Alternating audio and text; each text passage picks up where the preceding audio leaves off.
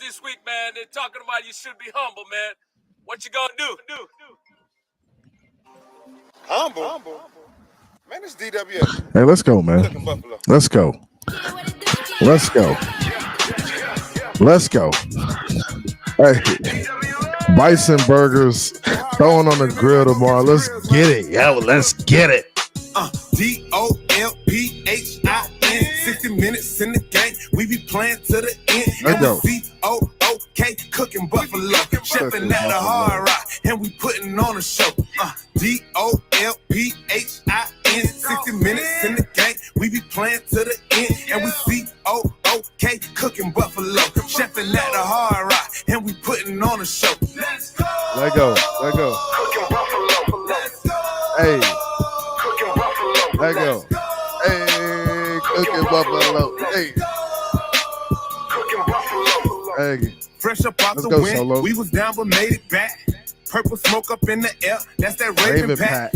We was mad, disappointed in the first half. Came back and cleaned them up, that's a bird bath. Moving on now, team feeling strong now. Two-a-time the anthem, world about to learn the song now. We got Sheeta, defense Let's beat go, up, Cruz. slow I down, see they you, got Cruz. a chance. Go. 17 through the scene, hit them with that water dance.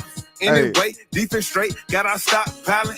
We gon' dig a big hole for him and Josh Allen. We'll celebrate this week, but Sunday we are not smiling. Get your grills and make them hot. Flame them like that yellow light. DOLPHIN, 60 minutes in the game. We be playing to the end. And we COOK, cooking buffalo. Chefing at the hard rock, and we putting on a show.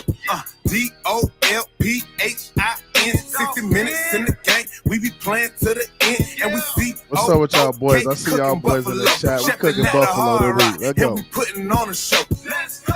Hey, cooking buffalo. Hey, I'ma get into it, man. Hey, lemon pepper. Hey, DWA. Yes, sir. All right, man, look. Hey, we ain't playing no games with it, man. Y'all already know what time it is, man. Y'all know how we get down over here, man. Shout out to the homies in the chat. I see y'all. DWA.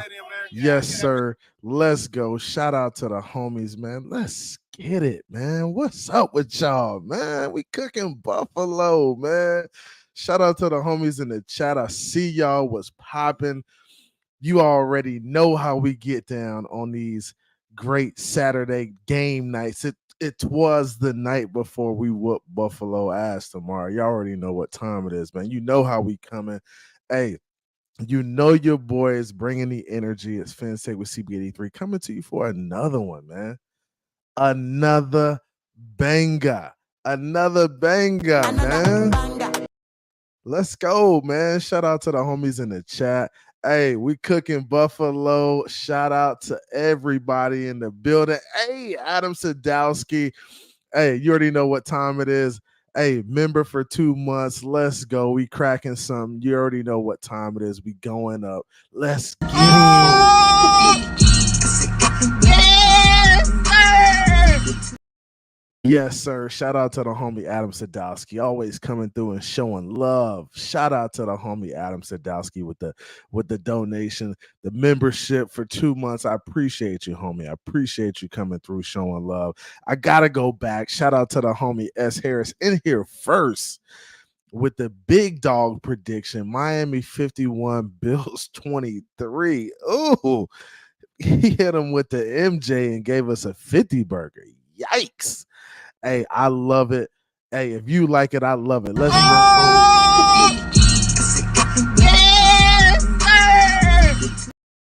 sir, man. Hey, I love it. Hey, appreciate everybody coming through. Do your boy a favor, hit the like on your way in.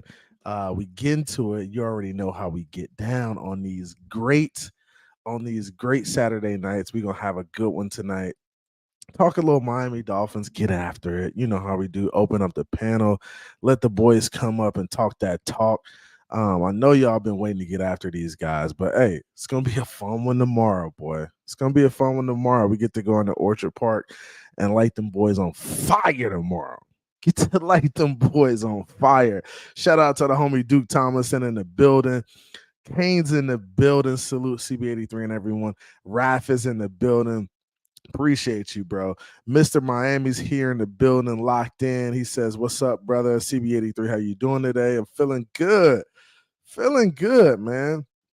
Hey, them Canes didn't run today, but them Gators show did. Them Gators got their ass burn up today. Golly, boy. Hey, them Gators fans gotta be hot. Gotta be hot. Kentucky rolled them boys today. Yikes. Hey, them boys was out there like, what? I ain't gonna lie, I'm getting cooked. Them boys was out there getting cooked. Hey, Gators out. I ain't gonna lie, I'm getting cooked. Getting cooked. Hey, shout out to the homies in the chat. Appreciate y'all coming through, man. Big ups to the members gang. Shout out to the captains of the squad, Shake Money, Fins Up Winsy, Dolphin State of Mind. Appreciate you guys for being big time donators to the channel. Appreciate the support. We also got William Perry, Chef Jew, Raul Parada, Cruz Ruiz, Shake Money, Andravia Shaw, Irv G, Big Slick, Adam Sadowski, the Wayne D Experience, S. Harris, Alex Renee Diaz, Hooked Up Joe. We also got Carly Mills, Fins Up Winsy, Young Landon, Dolphin State of Mind, Triple S Podcast, Incognito, Newfoundland, Brian Brains, Mansa Chill, Q, Mr. Fanatic, and who's going to be number 26? Who's going to be number 26? We just saw Adam Sadowski add 2 more months to his membership. Appreciate that, fam. But who's next? Click the link in there. It shows you how to go in there and become a member. Join the squad. You can also donate by clicking the $ below, doing a super chat or a super sticker. Helps the channel. I'm trying to do some more lighting, trying to get some stuff behind me back here that I want to do some cool stuff. Also looking at getting a new camera too. So get that HD that, so y'all can see this thing real good, man. But appreciate y'all coming through. 26 in the building. Hit the like on your way in, man. We're going to have a good time tonight. I'm opening it up. As soon as we get to about 20 likes, I'm going to open this thing up and we're going to get it cracking. I know some people are looking to get in here right away, man. Flim Flams, what's good? The delusional should be at an all-time high for the Dolphins. Oh, is this Michael K? That's cute, Michael K. That's real cute. Hey, Michael K, guess what? We got something for you too. Man, sit your dumb ass down and shut. Hey, Michael K, what? Boy, what? Man, sit your dumb ass down and shut. You, Michael K, what's wrong with you, man? Hey, Bills fans, don't come over here. We don't give y'all good energy. It's hate week. Hey, this ain't the week. You come over here, you getting torched. Straight up. We ain't dealing with it. We ain't having it. Flavor J, what's good? Let's go, Dolphin fans. Let's go, Dolphins. Sleep? No way. Sleep? What's that? Man, let's get these dubs, man. Let's get these dubs. Hey, so become a member by clicking on the link. Hey, check out the newest member of the team, BETUS. Put $50 in and run the money up. You get 125% sign-up bonus. You really can't beat that deal anywhere. If you're into sports betting and that's something that you like doing, click the link, create a profile, put $50 in, and run the money up on them boys. Get the bag, man. And if you got a gambling problem, holler at me. Get in my DMs. We'll get you some help for sure. We'll get you some help. But hey, BETUS, dope way to get in there, make some money, over and unders, prop bets, number of different things you can do for the games on Sundays, man. So appreciate you, man. Hey, Dolphin State of Mind says, let's go. We cooking Buffalo. Let's go.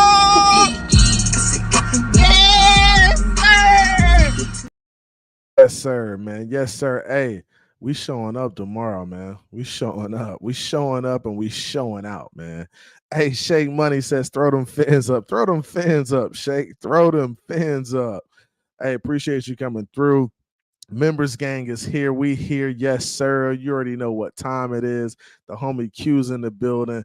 Mr. Miami's here. Shake Money's here. Flim Flam's here. Jay's here cooking bison burgers. Let's go. Hey, we cooking Buffalo. Let's go. Hey, shout out to the homies on Andravia Shaw. He's a day oneer, man. Appreciate you coming through, Andrevius. Hey, come up when I drop the link, bro. I love hearing some of these takes, bro. Love hearing some of that nonsense, man. Hey, Appreciate you, bro. Appreciate all the love. Cruz Ruiz in the building. Everybody coming in the building tonight. Let's go, man. Let's go.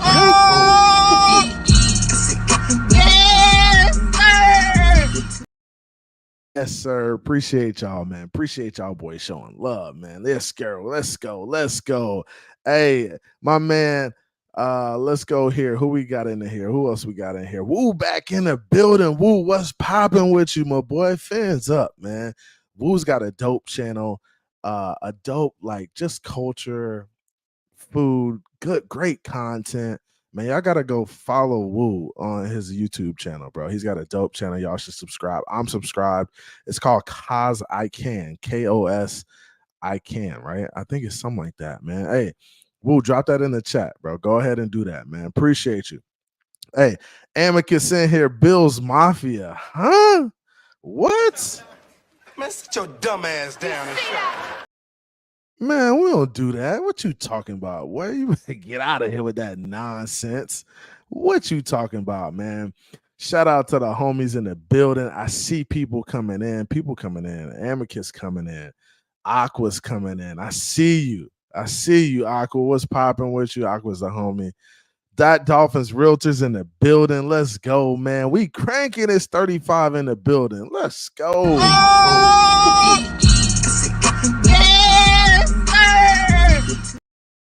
Yes, sir. Yes, sir. Yes, sir. Hey, 25 members, Dre. We moving, bro. We moving. Hey, we moving, bro. Hey, shout out to the homie Woo back. Hey, big dub right here. I'm pouring up for the homie. The first homie was Adam Sadowski, and then we gotta pour up, man. We pouring up. You know how we do over here. A little bourbon. We're gonna get to it. It's Saturday night. The day before the game, we pouring up, getting to it. I'll show y'all what I'm drinking on too. Drinking some hot fire. This is that Jack Daniels single barrel rye, barrel proof, right?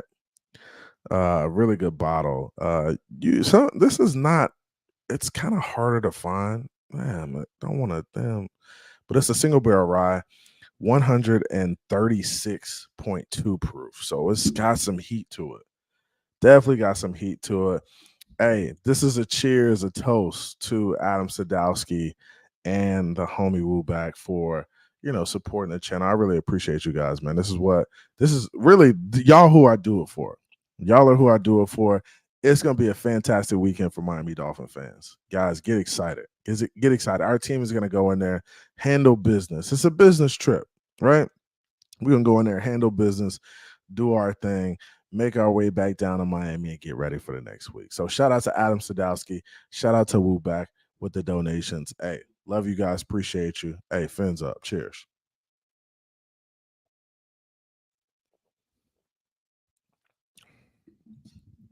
And that's good, man. That's good. A little banana, a little oak, a little vanilla, a little caramel. Come on, man. Can't go wrong with these Jack Daniels special releases, bro. You can't go wrong with them. Hey, but we got 36 in the building. Please do me a favor, hit the like on your way in. Single barrel Jack. You already know how we do it, bro. Single barrel proof. That's that good stuff. You got to get the good stuff if you're going to get it. You got to get the good stuff. But I see y'all in here. Hey, let's run this back one more time. I got to do it, man. I gotta do it, man. It's only right, man. It's only right. We cooking Buffalo this week. Let's go, man. Yo, Solo. We're playing Buffalo this week, man. They're talking about you should be humble, man. What you gonna do? Humble? Man, it's DWA. Cooking Buffalo. Hey, we cooking Buffalo, man. Hey, put cooking Buffalo in the chat. Throw it in the chat. I need chefs emojis. I need Buffalo emojis. Let's go. 60 minutes in the game. We be playing to the end. And we C-O-O-K cooking Buffalo. Chefing at the Hard Rock. And we putting on a show. D-O-L-P-H-I-N.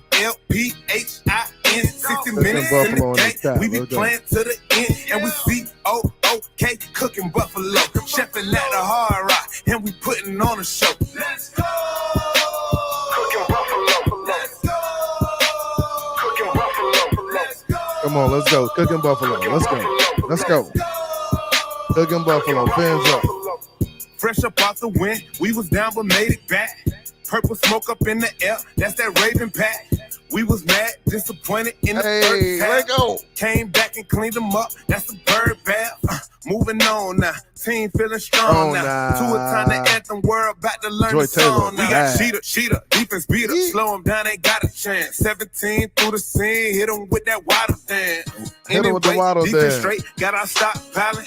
We gon' dig a big hole for him and Josh Allen. We'll celebrate this week of Sunday. Allen. We are not smiling. Get your grills and make them hot. Flame them like that yellow light. DOLPHIN. 60 minutes in the game. We be playing to the end. And we COOK cooking buffalo. Chefing at the hard rock. And we putting on a show. DOLPHIN. 60 minutes in the game. We be playing to the end. And we COOK cooking buffalo. Chefing at the hard rock. And we putting on a show. Let's go. Cooking buffalo. Let's go. Cooking buffalo. Let's go. Cooking buffalo. Let's go. Cooking buffalo. Hey. EWA. Yes, sir. All right, man. Look. But the homie Shake say he dropped another one. Oh man, we might have to crank that one tomorrow, man. Let's go. We cooking buffalo, man. I'm dropping the link in the chat. Let's get after it. Bills fans, you can come up here if you want to, but it could get ugly for it. It could get ugly for you, bro. Huh? Amicus says catch the fish, clean the fish, right? Fry the fish, serve the dish, right? But what happens, Amicus, when you can't catch that damn fish? What happens when that fish is just swimming so damn fast that you just can't catch him? You can't catch that damn fish because he's so damn fast. That's what happens, man. Come on, bro. Man, sit your dumb ass down and shut. Come on, bro. Stop it. We on y'all heads, man. We on y'all heads tonight. Ain't nobody messing with the Miami Dolphins. I'm just telling y'all right now.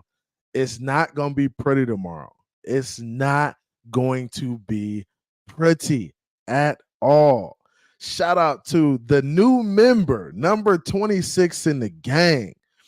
Finn Daddy Dougie B becomes a new YouTube member. Hey, that's number 26, man. We rolling, man. We rolling, man. Hey, this what we tell. Hey, actually, let's go up first.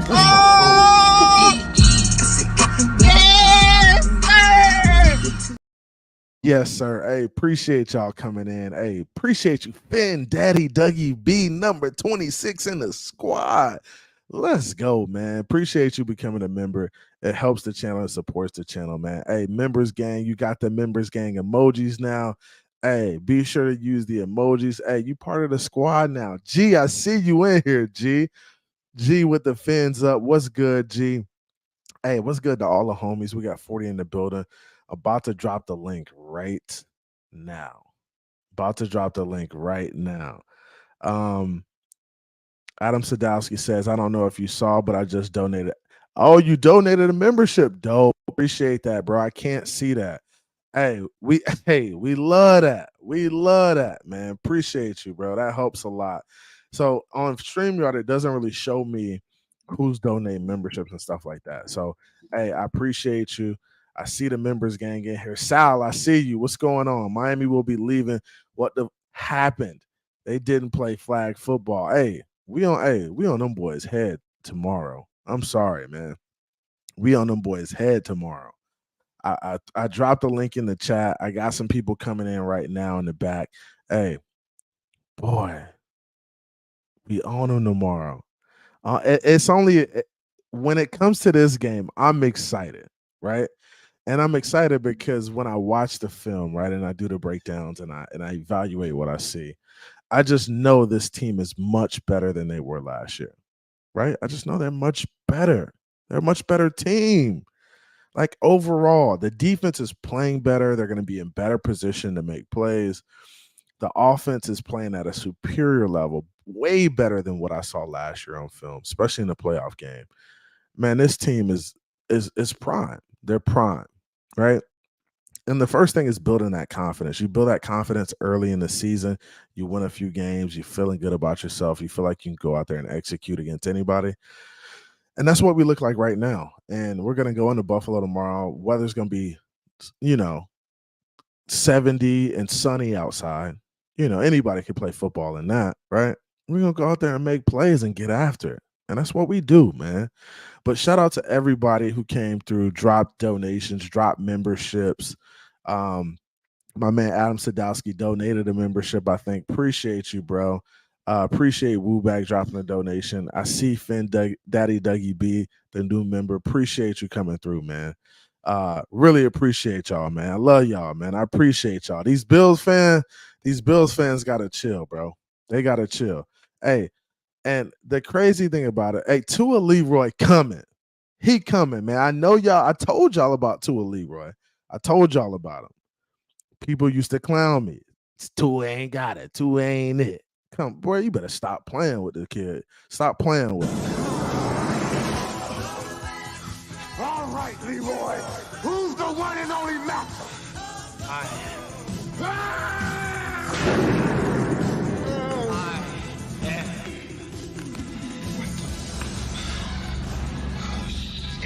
Oh, God damn. Let me go, motherfucker. Let me go.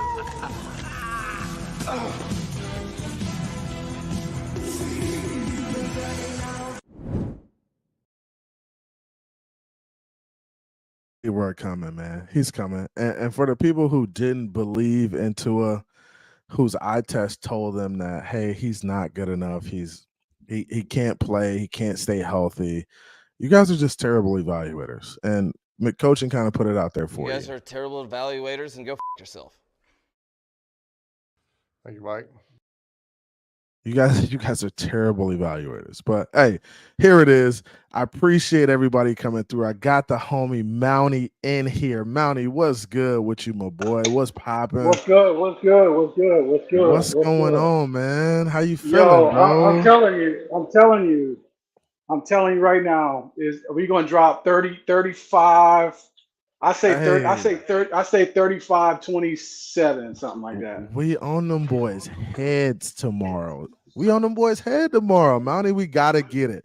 And that's the thing, and that's what I love to hear out of Tua too. He's like, bro, we gotta win this game. I mean, the tide needs to turn, and it starts tomorrow, man. I'm bringing one of the homies in, my brother. I mean, the last time Tua dropped 30 on their head, like 29 or something. Yeah, bro, it's happening again, Shake. It's happening again. What's going on? What's going on, yeah, bro? How you I got 31-27. What's going on, Monty? What's going on, my brother? What's going on?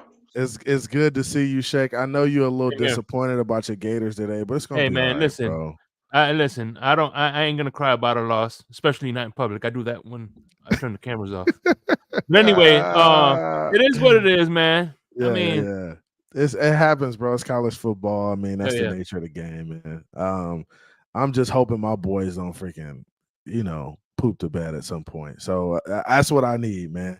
Hey, my man Adam Sadowski dropped another donation, man. Going up. Appreciate you, Adam Sadowski. This man's been on fire lately, man. Been on fire. We got to go up for him one time. Appreciate you, big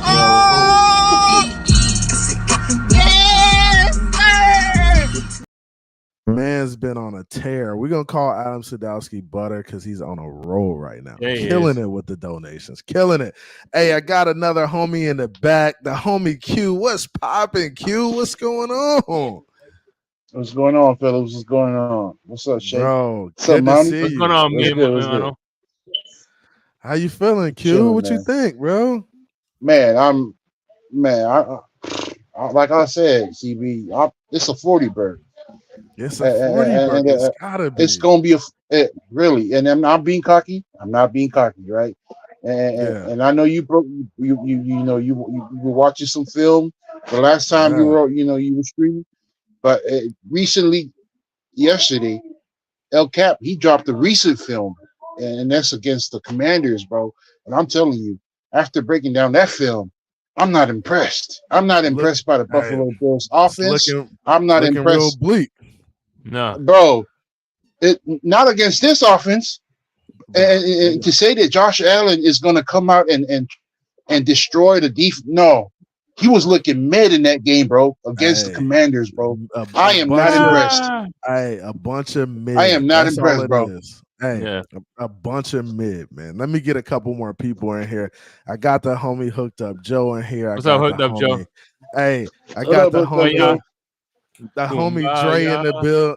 Kumbaya Dre, what's popping with you, man? Hey, what's good? What's good? Dolphins a lot to a little. That's my score prediction.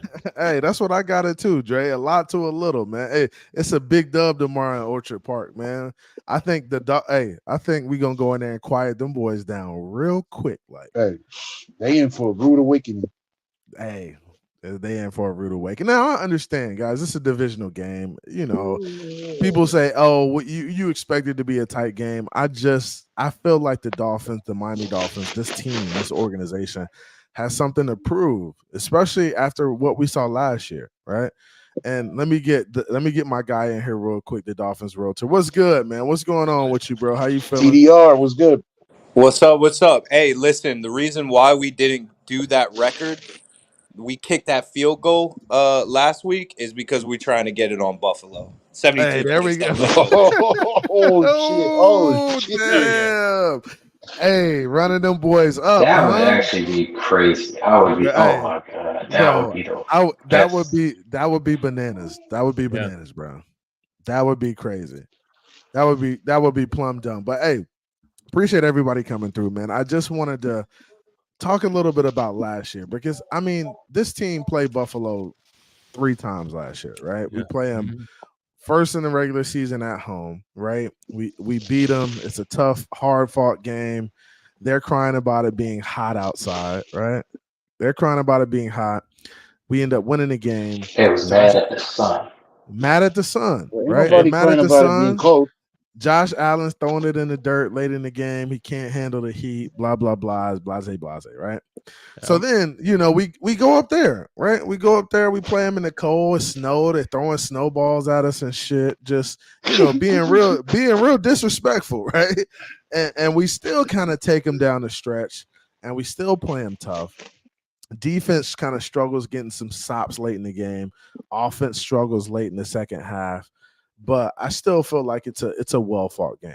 I think it's a still really good game, right? And then you go and play him again in the playoffs. But now you got to take Skylar Thompson into this thing, right? You got to take Skylar Thompson in. You got some pieces there that can help you win this game. Defense plays kind of fantastic for the most part, getting turnovers. I mean, we had 2 picks in that game. We had a Javon Holland pick. And we had an Xavier Howard pick, and then we had a forced fumble for a touchdown as well. So the defense just played, lights out, but the offense really kind of just came up short and really couldn't deliver down the stretch.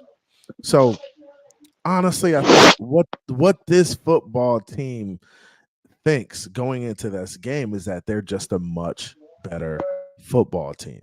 And what's your guys' thoughts on this? And I'll start with that Dolphins Realtor. I'll start with you, TDR. And just tell me, like, what's your thoughts? Like, do you think this team is a better team than Buffalo? Or do you think, are we going to struggle with these guys? What's your thoughts? I mean, for the first 3 weeks here, I'm not seeing anything really impressive. Like, we see them go up against the Commanders. Sam Howell is sitting here on the ball for over 4 seconds. And, of course, he gets 9 sacks. So I'm like, what am I seeing here that's telling me that this is like such a ridiculous defense? And then the offense has struggled too. I mean, has he even put up over 300 yards this season so far? I don't think so. I really don't think so. I think he's been below 300 every game. Yeah, they get all these points because they get the ball on the 20-yard line and stuff. Yeah. And I agree with you, man. I think you said a lot there, and I think you're kind of on point with it. I don't think this year they've really done anything fantastic. And the way Josh Allen had that meltdown versus the Jets was just freaking ridiculous to me. Like, let's not forget that he really does have meltdowns in games. I've never seen a quarterback like him before. Just really like will blow it for you. But because he's in his attitude and he's getting in his own way, it's crazy, man. But Mountie, what's your thoughts on the game, mad bro? at you if you say that. They get so mad at you, bro. Like if you just punch Josh Allen in the mouth, he freaks out. Oh, he they folds. hate you saying that. He cries to the referee. He cries. He folds like a lawn chair. This dude's terrible, man. He is. Go ahead, Mountie. What's your thoughts? Mountie, you there? Hooked Up Joe. Go ahead, man. Hooked Up Joe. All right. I think that if Connor Williams plays, we're going to do really good. If he's out, then it could be a real tough game. I mean, if they can just clobber over the line, I'm a little concerned about Connor, but I think he'll be in the game and we're going to clobber him. That's probably my biggest reservation of the whole game. No, that's a good observation. Now, Connor Williams, he's practiced, right? He's came back to practice or no? Yeah, he's been at practice. Okay. So him and Waddle have come back to practice. And we didn't have Waddle last week. We don't have Craycraft this week. We won't have Ezekam either. So those are some interesting things to watch. I think Connor Williams he's the type of guy who wants to play a game like this. Especially since he played all three of them last year and realized, hey, we're a better team. And I didn't have my quarterback in that last game. So I think he wants to go out there and protect Tua. I think that's what he wants. And I'm looking forward to seeing him being active and in the game tomorrow. I'd be highly, highly disappointed if he didn't come out and play tomorrow. I think he's the type of guy that'll tough it out for sure. I agree. Yeah. But Dre, what you got for me, man? What you thinking, man? I know you said a lot to a little. You can't tell these Buffalo fans that they aren't gonna just go out there and whoop our ass tomorrow. So it's kind of crazy to me. I mean, I don't understand it, but Dre, I got background noise. Other people talk. Oh no, you good. Go ahead, Q. What you got? Q, you there? Yo, can y'all hear me? Yeah, I can hear you. Can you hear me? You was on mute. Yeah, I got you now. What's your thoughts on the game, man? All right, so for all the Bills, the Bills fans in the building, in the chat, they in here, bro. They in here tonight. They whether they show themselves or not, I know they lurking. I know they lurking in the chat right now. Showing themselves. I want you to hear me loud and clear. I want you to hear me loud and clear when I say this. All right. Two things. One, this is not the same Miami team from last year, right? Last year, Miami was in its initial stages, trying to get things going, trying to be familiar with everything is new, right? You get something new, you familiarize yourself with it, right? It's not the same team from last year. Way better, right? Way comfortable. Everybody familiarized themselves with each other, the system, players, et cetera, et cetera. Two, the Bills are getting exposed for the team that they've always been. They've always been that team that beats on weaker teams, bro, in a weak division for the past few years. Now you got teams building themselves up in strength and in players. Now you get hit in the mouth. You're getting exposed, bro. Yeah. Bills have always been that weak team. It's the reason why they couldn't get off that playoff nudge, bro. That playoff hump. They couldn't get into the playoff, or they win a playoff game or get into the later rounds in the playoffs. And they couldn't get over. It's the reason why. But now I'm telling you, Miami is going to expose the Bills, and I'm not just saying that, bro. I've been watching the film. Shout out to the CB83. Shout out to Reason. Shout out to El Cap. He's getting into the film, the film sessions and everything, bro. And it's clear to me, bro. It's clear that the Bills are mid, bro. They're mid against the Commanders, bro. Against the Commanders. Bro, and they're not only going to bro, and I'm not cool. I think you're spot on. I don't think they're only going to lose to us. I think they're going to lose to a lot of other teams in the league too, bro. Exactly. Because they play the Cowboys, they play the Eagles, they play the Chiefs. Like they play some really good teams. So I don't think it's just us that's going to beat them. I think they're going to get beat up on by other teams too. and I think I think that's what you're gonna see throughout the season. And somebody said this earlier. I heard him say it. Like, I wouldn't be surprised if the Bills didn't end up making the playoffs. I wouldn't be surprised. Yeah, I think they're a good team, but they better find a way to win some games. I'm telling you that. They better find a way to win some games. And if they can't beat us, it's gonna be a long road. I'm telling you. Because the Patriots will probably give them a loss, and the Jets already gave them a loss. We gonna give them one tomorrow, and then you still got other teams you got to deal with. So it's gonna be an uphill battle if they lose this game tomorrow for sure. We taking over the division if that happens, man. We taking it over. Shake, what's your thoughts, my boy? Hey, by the way, put up my last comment. What you got? Let me see. Buffalo. That's how you spell it, right there. That's Buffalo. Oh my gosh. Hey, them boys ain't won nothing, man. Y'all ain't got no championships, bro. Y'all gotta Amicus, y'all gotta chill. Y'all ain't got no hardware, man. Y'all ain't got no hardware. Man. Hey, listen, you can't. There you go. Go ahead, Shake. No, man. Like I said, I think the keys to victory is we cannot turn over the ball in short field. You know what I'm saying? Yeah. And make them earn every blade of grass. And look, we've seen what happens when don't beat yourselves.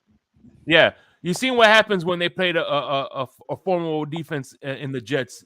Josh Allen had turnovers. They made him work. And that's what you got to do to Josh Allen. Like you got to make him deal. You got to make him sit back there and pick your team apart because he gets impatient. He's a very impatient player. He's not gonna just take what the defense gives you all the time. He's gonna want to force it. He's gonna get impatient because I really do think he has like an ADHD thing where he can't sit out there for a long period of time and just really go methodically down the field. He really wants to take a shot and get off the damn field. Go ahead, Manny. I just want to add two things. Hold on. Let me let Shake finish real quick, Manny. All right, go ahead. No, and what's funny is they're bragging about the quarterbacks they faced. You got Jimmy Garoppolo, who hasn't finished healing, and then you played a rookie who, you know what I'm saying, if you're a good defensive coordinator, you're going to expose a rookie. So at the end of the day, they're not going to do that to Tua. So I say 31-27. That's too close. 42-20, bro. 42-20. It's too close, Shake. I'm telling you right now. We putting it on the. I mean, it is a division at the end of the day. So. I get it. But I think you're right. It's a division game. But this and there's going to be crowd noise. The crowd noise is going to help. We about to quiet them down early. Mountie, go ahead. Mountie, go ahead. Hey, Josh Allen. He need to recognize this is a Fangio-led defense. So he out there being cavalier and being cowboy and slinging that rock around. He gonna start. Doesn't he? In fact, if I'm not mistaken, doesn't Josh Allen lead the league in interceptions already? I'm pretty sure he does. He is. And we only week 4. He already is leading the league in interceptions. So what does that tell you? Just let him be himself. Hey, he throw them rainbow lollipop passes out there. He throwing rainbows and bunny rabbits. He force feeds. Listen, I don't care if Buffalo have 500 yards, but they can have 500 yards and 17 points, and we'll have 31. And bro, honestly, this Fangio's defense we're gonna put a stop to this tomorrow. Like we're gonna set the tone on these guys. I don't expect Buffalo to score over. I don't expect them to score over 3 times. Like they may get 21 points. They may get 17 or something like that, but they not scoring over that. I'm telling you right now. Because what's gonna happen is we're gonna get up on them, and then they're gonna have to force it. And when they start forcing it, when Josh Allen puts on that cape that he always puts on, and he starts running the ball and he starts doing stuff that's out of character, stuff he shouldn't be doing, that's when the turnovers happen. And it's gonna happen tomorrow. He's gonna get out of he's gonna have to put on his cape, and he's gonna have to try to save him, and he's not gonna be able to do it tomorrow. He's just not gonna be able to do it. If you go back to that Commanders game last week, there are 5 passes. Josh Allen, he tries to force those passes in the tight windows. Very tight windows. they've been, and if you look at the box score, the 3 quarters, it's been 17 points for the Bills. And you know, without that freak of defensive touchdown by the defense, which I think is just Sam Howell being a rookie, being a young quarterback, inexperienced, and I think they just took advantage of that. But you're going against a Tua. He's not gonna spend all that time in the back there, bro. 2.5 seconds, bro, maybe even less than that. That ball's gone.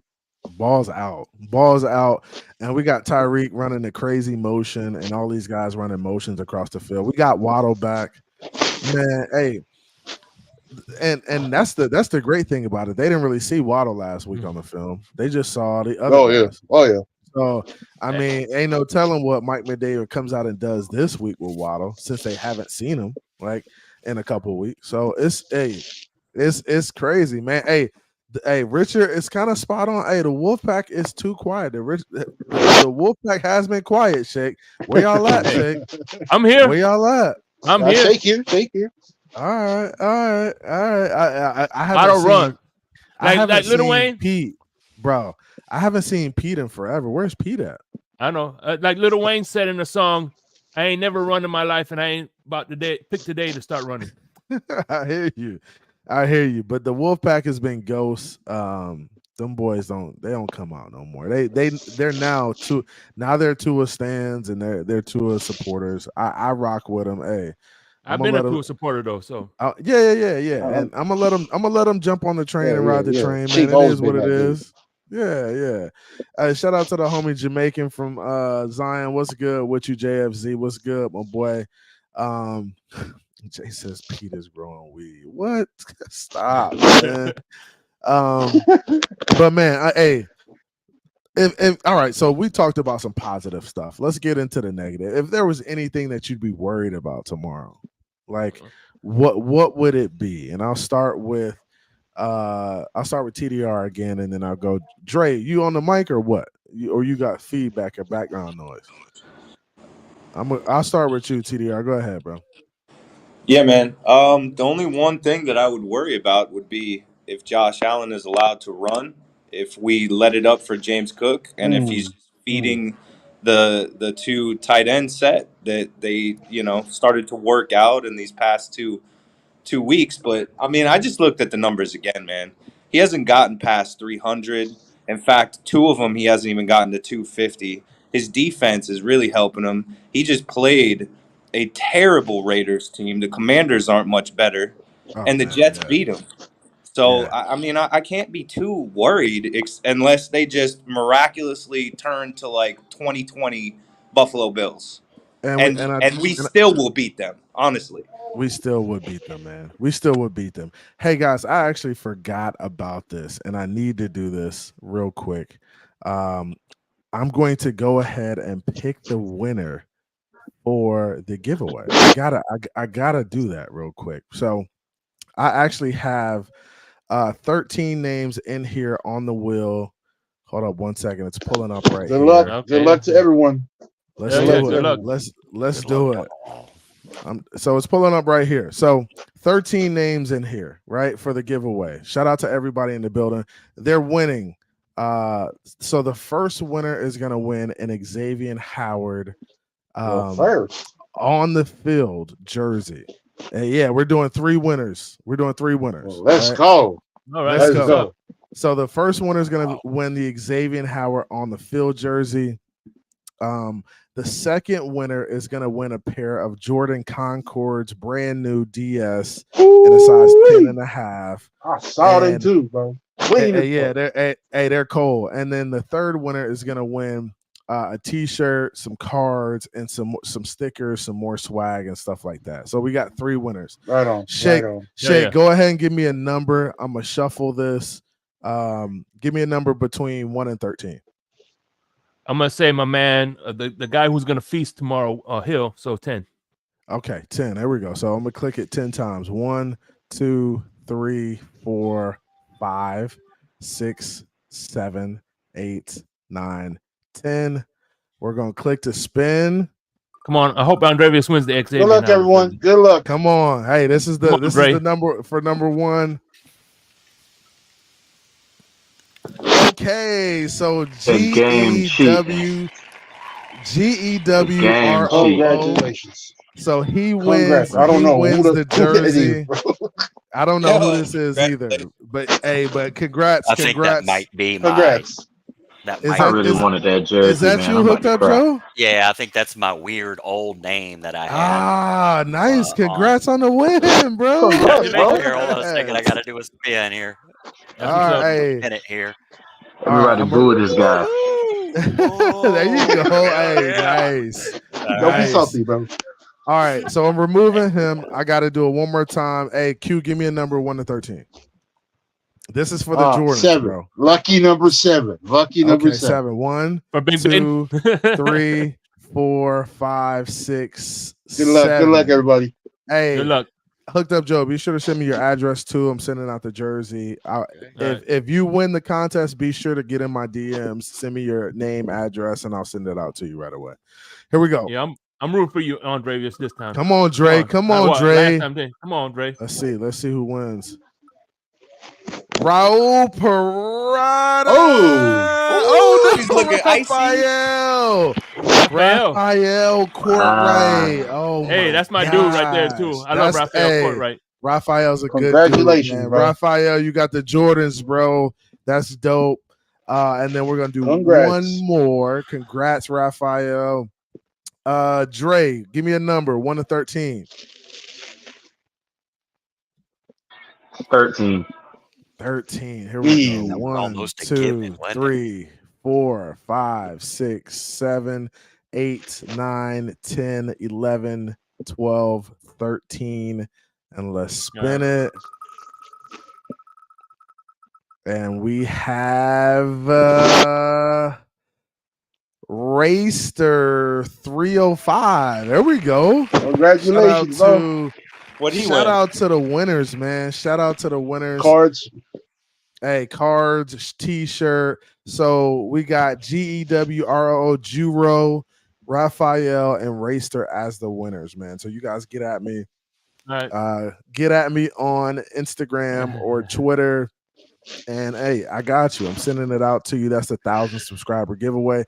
Hey, the next one is the 5,000 giveaway. It's gonna be even crazier, even wilder. You know how we do, man. Big giveaways, bro. Hey. Giving out everything, the whole store. Hey, get that CB, I got to bounce, bro.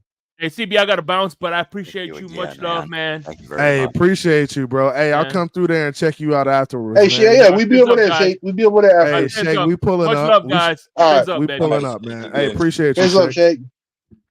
Hey, shout out to the homie Shake Money for pulling up, man. But real quick, yeah, we were talking about things to worry about, right? The Dolphins, real quick, you went first, right? You gave me yours. Yeah, I went. You know, it's nothing to worry about, really. I know. I mean, I think so too. I mean, I think if anything, you kind of said it. Like Josh Allen getting outside the pocket, running on us, making these off-platform plays, and just carving us up like that. Now, defensive ends, we got to do better with the contain. We got to lock in. We got to make sure we're in our lanes and making sure this guy isn't getting outside the pocket. And I think David Long Jr. and Jerome Baker could really be like instrumental in terms of like kind of shutting Josh Allen down. Like we got to find like David Long didn't play last year. And this dude's he's a lot better than what we had. We had in there last year Landon Roberts and Jerome Baker. Now, I'm not saying Landon Roberts is a bad player, not at all, but he doesn't really specialize in playing in games where you have guys like Josh Allen on the field because he's so athletic. It's a mismatch in terms of like speed and ability. So I think it's going to be a lot better day for us defensively because of guys like David Long Jr. Because do you think he's a spy? He could be. I think he could be a spy. I think he could be a really good blitzer. I've seen that he's a really good blitzer as well. So I'm looking forward to it. I think these guys we have on the team this year are really going to make a difference, whether it's, David Long Jr. or it's the guys in the middle, the guys on the outside. I think Van Ginkel could play. Van Ginkel's always going to make plays. He's always around the ball. I think he's going to have a big day too. But I mean, Mountie, what's your thoughts, man? If anything worried you about this game, what would it be?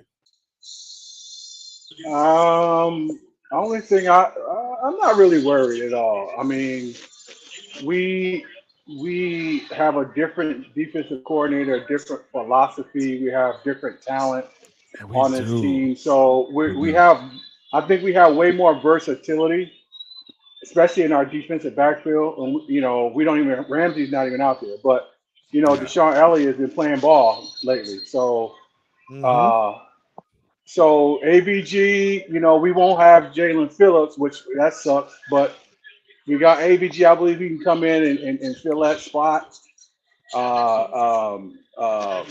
Chubb has been stepping up.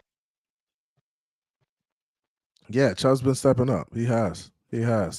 Chubb's been stepping up. Hey, we still got Ogba in there. He's gonna be able to make plays. I think we lost Mountie for a second. But yeah, man, we got some guys who can come in and make plays in the absence of Jalen Phillips. How serious is his injury, by the way, CB?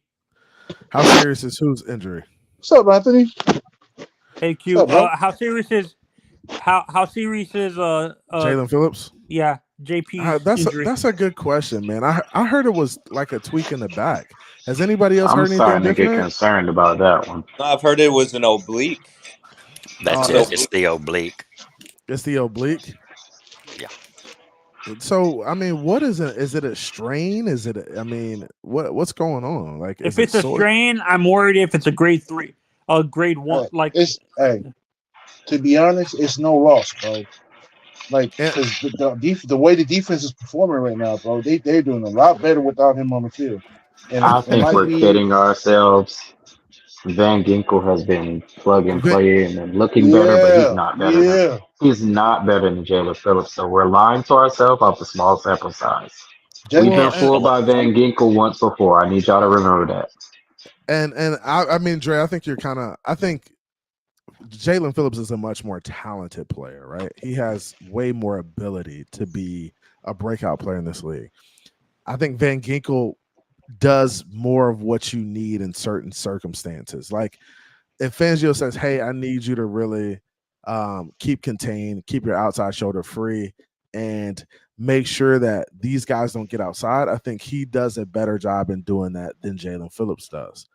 But, I mean, you're looking at the superior talent versus the guy who does his job and does it correctly. So I think that's what you're looking at in the situation with Van Ginkel and Jalen Phillips. And it is a loss, right? Because honestly, defensive guys are like rotational pieces. Like you want to keep guys fresh, right? With Van Ginkel getting all of those reps, he may not be the same player as he would be if he could. He's not. But the thing is, we've already seen that he is not. Van Ginkel, when he's in rotation, is great. If you are depending on him to be an every down player, he's not good. Yeah. So and I think that's the tough part about it too, is that when you lose a guy like Jalen Phillips, you lose a guy who is gonna be in there for at least 2 to 3 downs every time, right? But Van Ginkel comes in, and when he is playing every play, and he has to keep running that hump every single play, you're gonna lose something at some point. And that's I'm sorry, CB. I'm not buying this Jalen Phillips is the truth. With him in there, the defense has been shit, bro. Like, to be honest. And I'm not saying Van Ginkel is the truth either. I'm just saying you're more flexible and you have more, you have more variety in terms of versatility, bro. When he's in the lineup. And you've seen it week in, week out, last week and week before. It's been very productive on defense. And I'm so Jalen Phillips on that line, when he's in the lineup, it's not as productive. And it's been how many years now? It's been a couple years. But and I get what you're saying, Q. I think you're kind of on point in regards to where Jalen Phillips is right now. I just don't think he's developed enough of a bag as a pass rusher, right? I think he's just the guy who tries to get around the edge, and he needs to kind of develop more. He's relying on his athletic ability, and he's not really using technique and honestly, let's be completely honest. Jalen Phillips is a very good athlete, but he doesn't have the bend to really bend around the corner like there's some guys who have like a canny ability to He's a bull rusher. Exactly. He's a bull rusher. There's some guys who have like a canny ability to like duck underneath guys and use their physics against them. It's like jujitsu, bro. It's like some guys have that ability and some guys don't. And just Jalen Phillips hasn't really developed. Jalen to me is like, he's like a Michael Strahan or OC Umanura from the Giants. Just using your physicality to be able to run dudes over. Yeah. Well, so can I ask a question? Do we even know where AVG is going to line up? Because this offense is very similar to the Chargers. Where was he at in nickel? Which means that David Long isn't going to be on the field. Are they going to do that again? I don't think they do that again. I think so. Go ahead, Q. Go ahead. Go ahead. No, I was gonna say David Long's gonna be inside with Jerome Baker. I think and Van Ginkel's gonna be on the edge in Jalen Phillips' place. And there's gonna be 3 linemen inside of him, and then Chubb's gonna be on the other side. Now I do think they're gonna use Agba in that role too. So I think they're gonna rotate Agba in as well. But I mean, when you look at it, Van Ginkel has the versatility that Jalen Phillips doesn't have.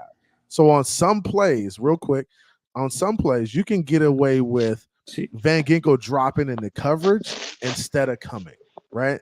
You can drop him in the coverage and he can play coverage, play the flat or play, that middle zone area without really being a hindrance. Like you can't really do that with Jalen Phillips, right?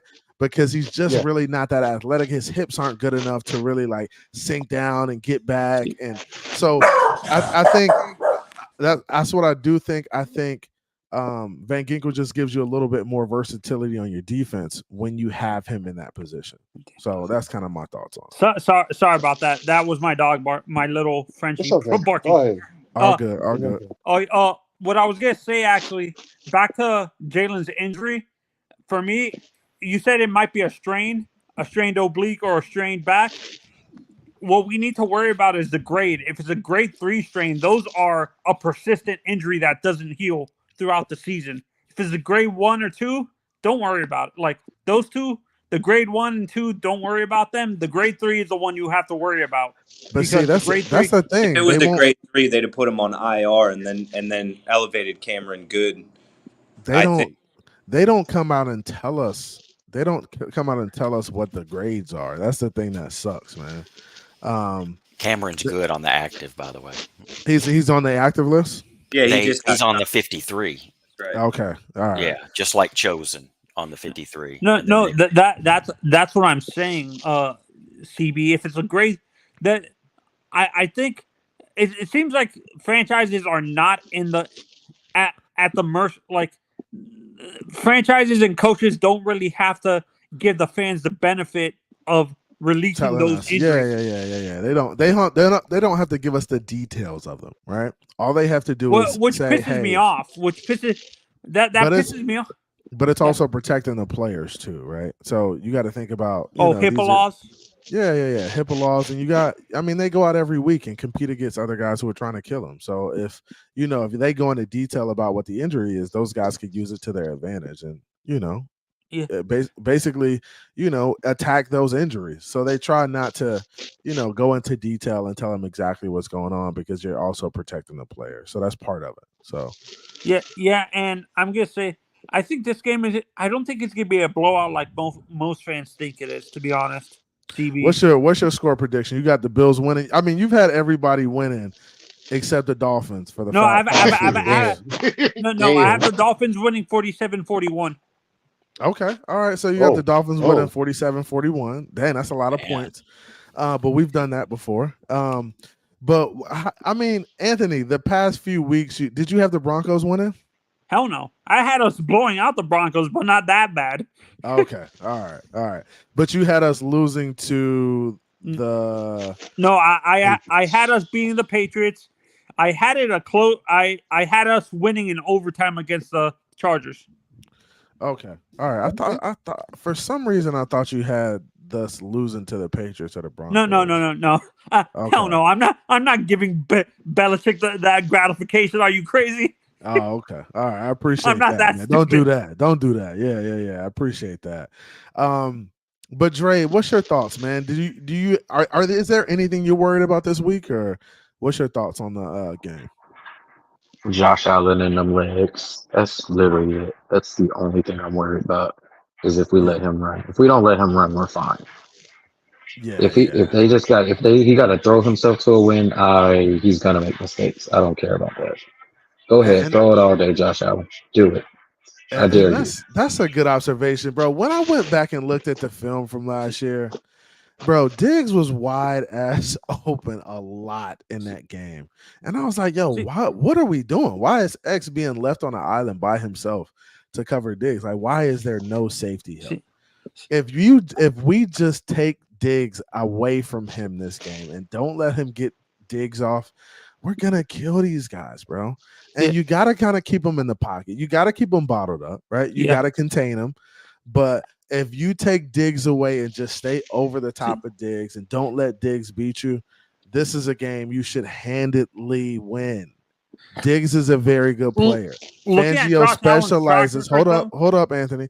Fangio specializes in taking certain players away from you, right? Mm-hmm. He's got to take Diggs away from Josh Allen and take him out of the game. If he does that, we will not have a problem. I'm telling you, we won't. We already know Josh Allen. He's going to try to force that thing into Diggs, to get it to Diggs. He's always going to force a ball to Diggs. He always has to. That's all he has. That's him and Gabe Davis, bro. Sherfield ain't that dude over there, bro. He's not. Like, he only has a couple guys, man. You take Diggs away, that's his safety. You don't trust it. You don't. How about Dawson Knox? Dawson Knox, he's a tight end. He's going to eat underneath, but not as impactful as Diggs. Not as impactful, right? It's going to be short stuff. I want him to throw the short stuff, so I'm happy if he's going to Dawson Knox. Yeah, I really am. And I noticed I've said this on other platforms, CB, that it seems like with Josh specifically, with other teams he disappears, but when he plays the Dolphins, he plays at another level. Like we play him, he plays us way better than other teams. Have you noticed that with Josh? Yeah, and I noticed Josh does get up for Miami, and honestly, it's a different level of. You do get an elevated Josh, right? Mm-hmm. Now, the first game that we played him, he was playing like shit. And the third game we played him in the wild card, he was playing like shit. The second game during the season, he played good. But 1 out of 3, man. Yeah, but that's see, I'm not looking at the overall sample. I'm looking at overall sample size too. I'm not looking at just these last 3 games. Like, he's had some crazy games versus us, but also this team has been totally different. So I understand it. But recently, when it comes to the last, you're only as good as your last game that you play against the team. Especially the last 3. I mean, before that, they can show everything back to 2017 all they want, but the last 3 games is, I mean, since McDaniel showed up as first-year coach, that's all you can count. And that's a good observation, Hooked Up Joe. And when you look at these last 3 games, he hasn't been great. He's had some turnovers. He's had some issues. He looked bad in the Washington game. I watched the Washington game and I said, we're going to win 31-16. That's the way I came out of that. Bro. I mean, I was like, they handed him the ball. That quarterback was so bad. I'm like, Tua wouldn't do that. They just handed him the ball over. That points per game is so misleading, bro. Nothing. Those first 3 quarters. Points per game is so misleading. I mean, and that's what I'm hearing about this team. I'm just hearing they're not a good football team. And when I saw them play the Jets, I was just like, damn, bro, this is not a good football team. This is a bad football team. And when Josh Allen is playing like that, they're gonna have no shot at winning. Point blank, period. Mm-hmm. Versus anybody. Just imagine them playing us that night, and Josh Allen is playing like that, like he played against the Jets. Bro, they got Terrell Bernard, like defensive player of the week, because he's got 4 sacks or something. But man, that whole game, just like Joe was saying, I'm like, Tua wouldn't do that. There's no way Tua wouldn't throw to there. Like it just was stupid, honestly. Hanging on And to the there are ball. even other throws, like some of the throws he missed. I'm talking about Sam Howell. Some of the throws he missed, Oh yeah, early and window. He he's a missed. young quarterback, man. He's gonna miss a Yes, lot. yeah. And CB, I think me and you talked about this on your previous stream that I said that this 70-point game is going to put an unrealistic expectation on the team to score that many points by our fan base. Man, Anthony, we know that. Hey, that's not going to be possible every week. But the fact that we scored 70 points is an amazing feat. And it's an amazing feat. But I'm saying that's going to put an unreal. No, by our fans. any real fan knows that that's an outlier game. Like scoring 70 points is an outlier game. Now, can you get 40 or 50 again? Yeah, that's doable. Like, and I think that's the crazy thing about this football team is that 70 didn't look hard to do, right? Yeah. TV, we're going for the record on the Bills. But like the 70 didn't look hard to do. We took Tua out in the late third, fourth quarter. Scored us 2 touchdowns. Mike White scores us 2 touchdowns. So it's not like we could have hung 100 on him if Tua would have stayed in there, bro. Like easily. I'm just saying, like this offense is clicking. McDaniel wanted to. This offense is clicking. Mike McDaniel just can't be stopped right now. And that's what Sean McDermott is tossing and turning tonight. He cannot sleep. Bro. He doesn't know what the fuck is coming at him tomorrow. He is scared, bro. 100%, bro. It's not about the points, man. It's not about the 70 points. It's about the execution. It's about what he just did. I don't see this. Look, he's watching the film and he's like, damn, these guys are running superior route running, superior timing. The ball is there when it needs to be there. How are my defensive guys going to be able to stop this? And you don't have anybody that runs faster than 4.5. So CB, I have a question for you. Do you think in this game we see more match and level concepts, or do we save that for like the Chiefs and the Eagles game? I think you're going to see the same stuff that we've been doing. And I think you're going to see the high crossers because they're going to run a lot of zone on us. We're going to try to put these safeties and these guys in a bind, especially if you're playing a guy like DeMar Hamlin and he hasn't played, he hasn't suited up, bro. And then you got Poyer out. Oh, man, the safety's going to be tested tomorrow. Like Mike McDaniels is going to run the football, but he's going to test these guys back there. He's going to, and I know Tyreek is going to, be talking to Walker like, oh, let's go. I see it. These dudes don't want to run with me. They don't want to play. Let's throw it up there and let me go get it. So, and that's what I do like about our guys, the communication. Like everybody's locked in. They're watching it. And what I got to give credit to is Mike McDaniel and his coaching staff and his guys in the booth, right?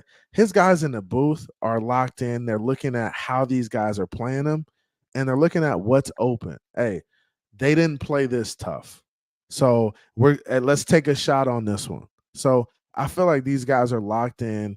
Everybody on the staff is in tune with what they need to do. And we're going to go out there and execute and just smash these dudes tomorrow. And Fangio's going to actually, I think Fangio, the reason why our offense has been, besides McDaniel's play calling, I think Fangio's been helping because him being in the booth can see what the defenses are doing and he can call down. Exactly. And that's the thing too. And that's what you got to think about too. And that's a good observation, Tony.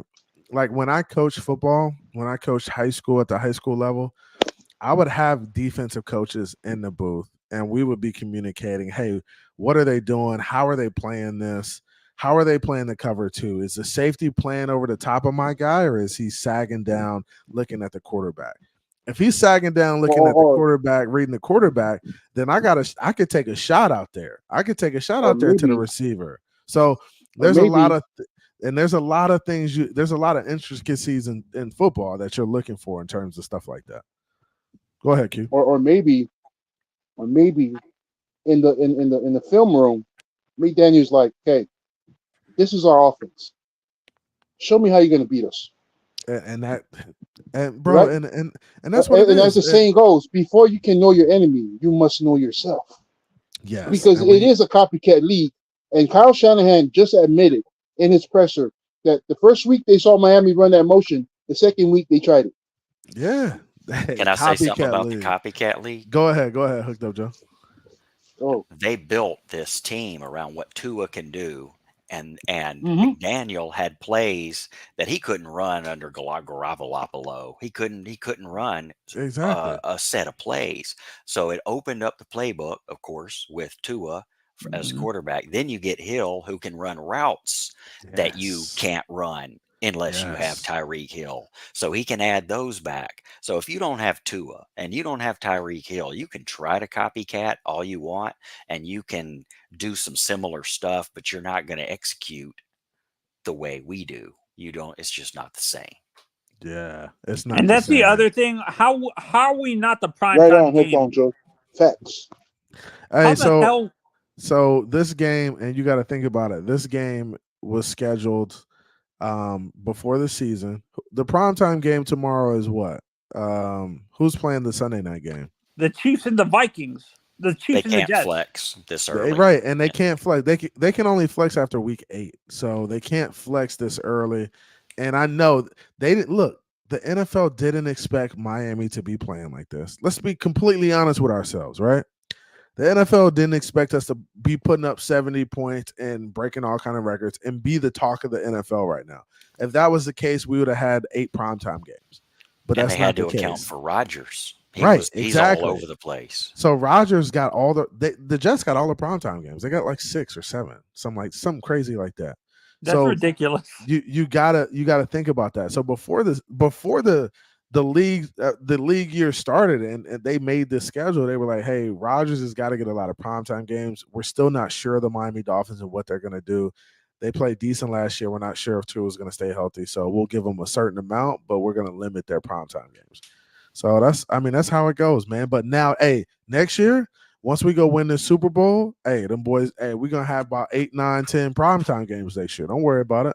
Yep. Don't even worry about it. It's coming. We're going to be staying up late. Wait, don't we have a primetime? I told you about that bet. Go ahead. The Dolphins realtor, and then I'm going to go to you, Anthony. Go ahead. I told you about that bet that I had with a bunch of Jets fans where they got to do an apology video and buy a Tua jersey. Oh my gosh, what's the bet? Bro, they are sucking up to me so profoundly right now. It's hilarious. Why? They don't have to do with it. They know it's a wrap, huh? Yeah. Incognito, what's good, man? How you feeling? Oh, pretty good. I heard somebody talking earlier about what they did against Washington. My brother's a Commanders fan, so he follows them pretty deeply. But Sam Howell, he only started one game last year, so this is like his 4th game. He's basically a rookie. And one of the things that I noticed was one of their safeties. They showed that they were in a cover 2 to begin with. And he jumped down after the play was snapped and picked off the check down. Yeah, and that type the corner of stuff, came up. Yeah, that type of stuff is not going to happen against us because the moment he does that, we're throwing it over the top, and they're going to regret doing that. So I think the key factors is that defensive line keeping them in check and keeping them off balance because if they, but also. Ron Rivera, like I think Sean McDermott, he owns Ron Rivera. They played in Carolina together, and it's like he's got him figured out because every time Washington plays them, they're always getting about that amount of sacks. Because if I'm not mistaken, Carson Wentz got 9 sacks against them last year when they played Buffalo. Or I know they played some team and they got 9 sacks. That whole line is suspect in Washington. I don't know why. Sometimes they're good and sometimes they're not. That's cool. That's good info, man. Doc Reggie Brown, how you doing, man? What's going on with you, man? Reginald Brown, what's good, OG? It's all good, man. It's Bills week. Or should I say Jill's week? Hey, how you feeling about this game tomorrow, man? What's your thoughts, man? Hey, well, I'll tell you how I'm feeling. I made a bet with a Bills fan. If we lose, I'll change my Abby to a Bills player. Oh, you're feeling confident. And I'll tell you how confident I am. And if we win, they ain't got to do nothing. Wow, really? Damn, bro. Hey, that's superior confidence right now. That's superior confidence. So I mean, it sounds like you're confident going into the game. I mean, what's your thoughts, man? If there was anything that could worry you, what would be the worry? And then what do you think is going to happen tomorrow? I mean, obviously, it's the thing of, is our O-line for real? They have a pretty good defensive line, and you know, we our O-line has answered the bell, and so this will be another real challenge. And if our O-line can answer the bell, then we don't have any worries. Right. I like that, man. And honestly, hey, what's up, Irv? How you doing, man? What's up, CB? What's going on, everybody? What's going on, man? It's good. Happy Saturday. I'm chilling, bro. Finally got out of work, man. Just can't wait. I'm excited. Can't wait for this game tomorrow, bro. Hey, just a couple hours. This is personal, man. This is personal. I got this game circled, bro. Circled on my calendar. This the one. This the one. If Dolphin fans want any game this year, I think it's. I mean, out of these first 8 games, I really want this one. I really need this one because I mean, this is the division rival. We hate these dudes with a passion. Put you 2 games over the rest of the. It puts you 2 games over the rest of the division, and at this point, you win and control your own destiny. Like, it really is control your own destiny after this win tomorrow if we get this win. So, hey, I'm looking forward to it. But I wanted to get back to Doc, and then I'm coming to you, Irv. As far as the O-line goes, now, this O-line is for real. From what I've been seeing on film, they look really good. They're playing well. Now, Connor Williams is supposed to be banged up a little bit. I think throughout the NFL season, a lot of guys get hurt, right? There's a difference between being hurt and being injured in the NFL. And I'm sure Connor Williams is hurting a little bit, but he's got to find a way to go tomorrow. And Connor Williams has really been that centerpiece in the middle that has really just blocking wise is on another level. Like, this dude's playing fantastic football. So if we can get him in there, all of our other guys are in there and ready to go, I think this line will be fine. And I looked at how we played them last year. Bro, when we were in the playoff game, we had Robert Hunt playing tackle, Robert Jones playing right guard, Connor Williams at center, Brandon Shell at left guard, and Terrana Armstead at left tackle. That line was a makeshift line. We went into the playoffs and we played them tough. This line here is way better than what we had out there last season. Just a way better line. Way better unit. The other thing I will say is, and you know this, for me this year was going to be all about the maturation of Mike McDaniel and would he mature as a coach, and so far he's done that. Right. So I really do want to see. We're going to have some adversity come tomorrow. Mm-hmm. And then what does he do? Is he able to stick with the running game? Yeah. Is he poised? Or does he? Yes, all of those things. Yeah. So I'll really be looking for that, because while I think we're going to beat them by 2 touchdowns, I do think that early on it's going to be, it's going to be nip and tuck for a while, and how he responds as a head coach is what I'm really looking for. Yeah, and I think there's going to be some opportunities for some big plays. Like, there's going to be some opportunities to get our hands on balls and get fumbles and get interceptions. Will we make those plays though? I think that's going to be very interesting to watch too. Will we make the play on the interception and catch it and take it back? Like, those are going to be some key things to watch. But Irv, man, what's your thoughts on the game tomorrow? I know you're excited, bro. What you thinking, man? Oh man, I don't listen. Like, I have all the confidence in the world in this offensive line. I know the Bills got a really talented front 7, or as other Bills fans say, front 6. But I think whatever they try to throw, I think we can handle it. I think this offensive line plays at a whole another level when Armstead is in. Connor Williams, Robert Hunt is, bro. I think he's making the case for all pro. Bro, he's playing Connor good Williams football. is a top 5 center. And I just think when you have all that together, I think that these guys are gonna set the tone for you off, in the passing game and in the running game. Yeah. And give me 1 second. Hold on. Hey, I'm gonna enter that zone. Oh, go ahead. Go ahead, Irv. Go ahead. Or did he say you guys answer? Go ahead, Doc. Go ahead. Hey, Doc. CB, the one thing I would say that I Go think ahead. that people are underestimating is 4 of our 5 offensive linemen are trying to get paid. Yeah. Contract years, man. Contract years, man. You got to play ball in these contract years, man. That's a hell of a motivator right there. It is, because you're trying to set your family up for success, bro. Like, I mean, these dudes got kids and families and sisters and brothers and siblings, and everybody hitting them up trying to get some. So the pressure's on them. And these guys, I mean, to be completely honest with you, they want to play well. Like, they're professionals. They want to be good at what they do. Like Austin Jackson's confidence right now, we got to tip our hat to Butch Berry.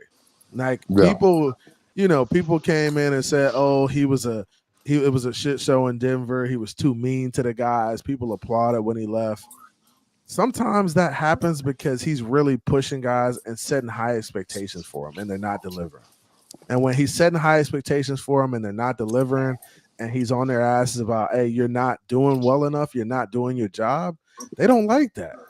I mean, they don't like it. So, I mean, you got to tip your hat to Butch Berry and what he's done for this offensive line, man. Instill confidence. The guys know where they need to be and what they're supposed to do, and there's a sense of urgency in terms of them doing it. Like, they're getting off the ball a lot faster. They're being aggressive with their hands. They're not playing scared. Like, that's what we heard from Mike McDaniel at times. Hey, Austin Jackson, Liam Eichenberg, they typically have been like timid players. They played a little scared at times. Like, we aren't seeing that. We're seeing more aggressive guys, confident in their ability and what they're supposed to be doing, man. Very confident. So go ahead, Doc. Well, I was just gonna say what we see now is really that Shanahan offense that with some wrinkles because of so much speed that we have, right? And one thing that you know about that offense is it takes 1 week, and then based on what you saw the previous week, now they give you that same eye candy and do something totally different with it. Add another layer to it, right? So it's going to be really, really interesting to see what comes off of, say, the shuffle pass. Yeah, bro, because it's got to come. It's got to come, right?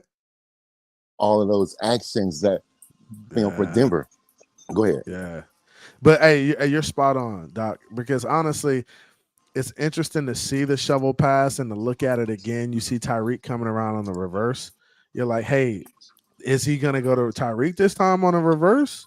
Or is he going to toss it to A-Chain on a shovel and he tosses it back for a flea flicker and Tyreek's running on the other side of the field? Like, there's so much stuff you could do with these plays, and that's why these motions are so and the movement so crazy, and it helps. It just throws the defense off.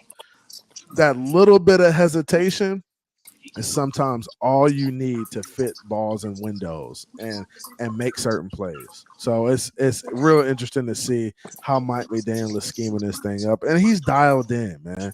And I also wanted to touch on this tendencies, right? Tendencies are very important for a defense, for a defensive coach, right? Because on certain downs, he's expecting certain plays. Like third down, he's expecting, this is what Mike McDaniel typically runs on third down. This is what he typically runs on second down. This is what he typically runs on first down, right? I think guys are really having a hard time dialing in what he's doing and what his tendencies are. So if they can't figure out his tendencies and what he typically does on certain downs, they're going to struggle. He's jacking with the analytics. Exactly. He's jacking with the analytics. And a lot of these coaches, these defensive coaches, are very analytical guys. They're numbers driven. like these guys run statistics on these offensive schemes every week, and they're like, hey, what are this guy's tendencies? What does he typically do? And Mike McDaniel is basically throwing the numbers off. He's basically saying, oh, you think I'm doing this, but I'm doing something totally different on this down. It's going to mess you up because you think I'm doing this. Like you think this is coming and it's not. So that's just something I wanted to touch on too, because defenses are looking at the analytics, and you kind of hit it spot on, Doc. Like it's messing up the numbers. And when you mess up the numbers, the defenses are like, damn, we really don't know what to do. We don't know what they're going to throw at us. Like you can best believe that cutback off the zone is coming, where you're gonna see Mostert or A-Chain come out the back door untouched for about 60 or 70 in the next week or two. It's bound to happen. It's bound to happen. Go ahead, Irv. You back? No, You good? I was just saying. Yeah, I was just saying with our offensive line, I think they're gonna handle whatever Buffalo's gonna throw at them. I just think I think what Buffalo's gonna try to do, they're gonna throw some blitzes. I think they're gonna play some cover 6, maybe take some maybe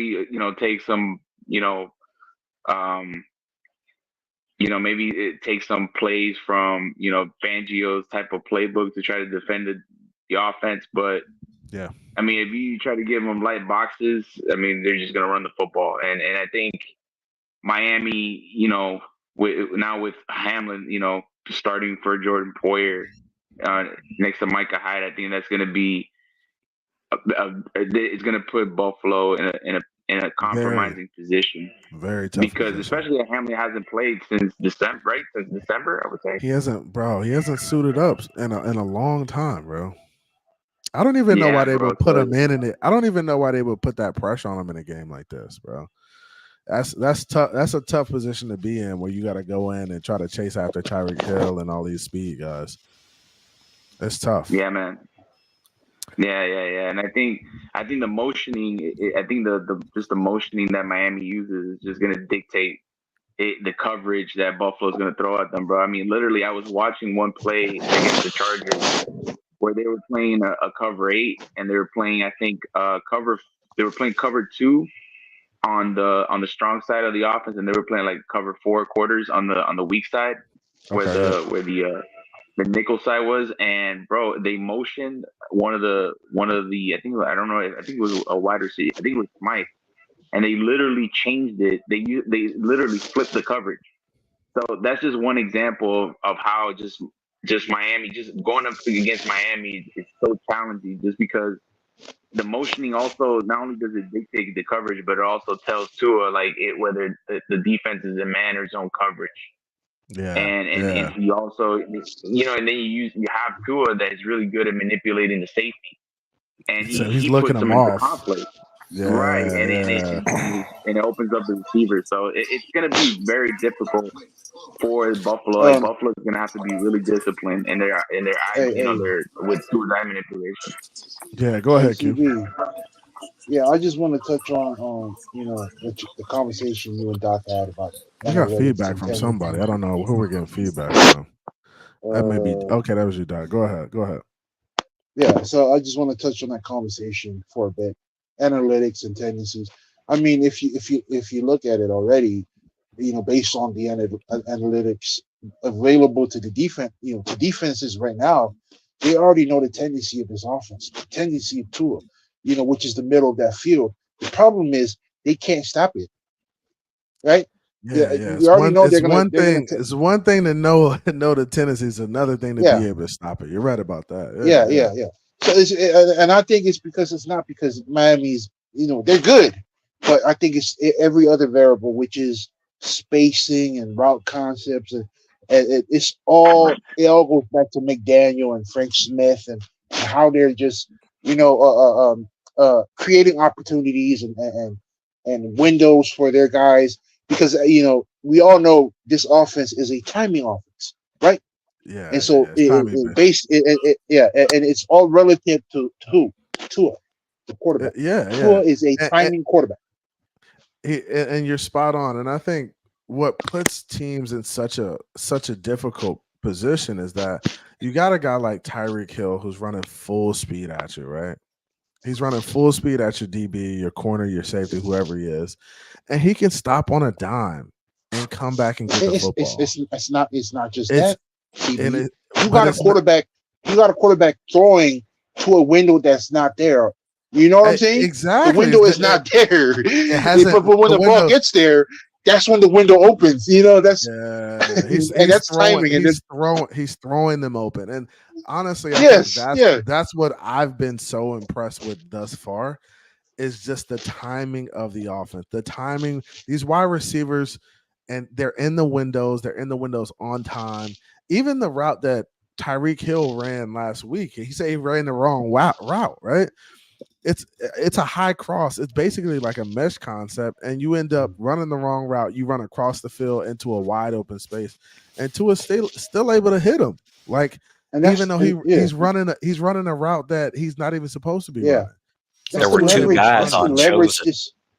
Yeah. So the guys jump chosen instead of running with Tyreek, and they're like, it's like, oh shit, Tyreek's there. Let me throw it to him, and it's a touchdown, bro. So I think when you have a guy like Tyreek Hill who can just run full speed at guys, push him back, right? Exactly what hooked up Joseph.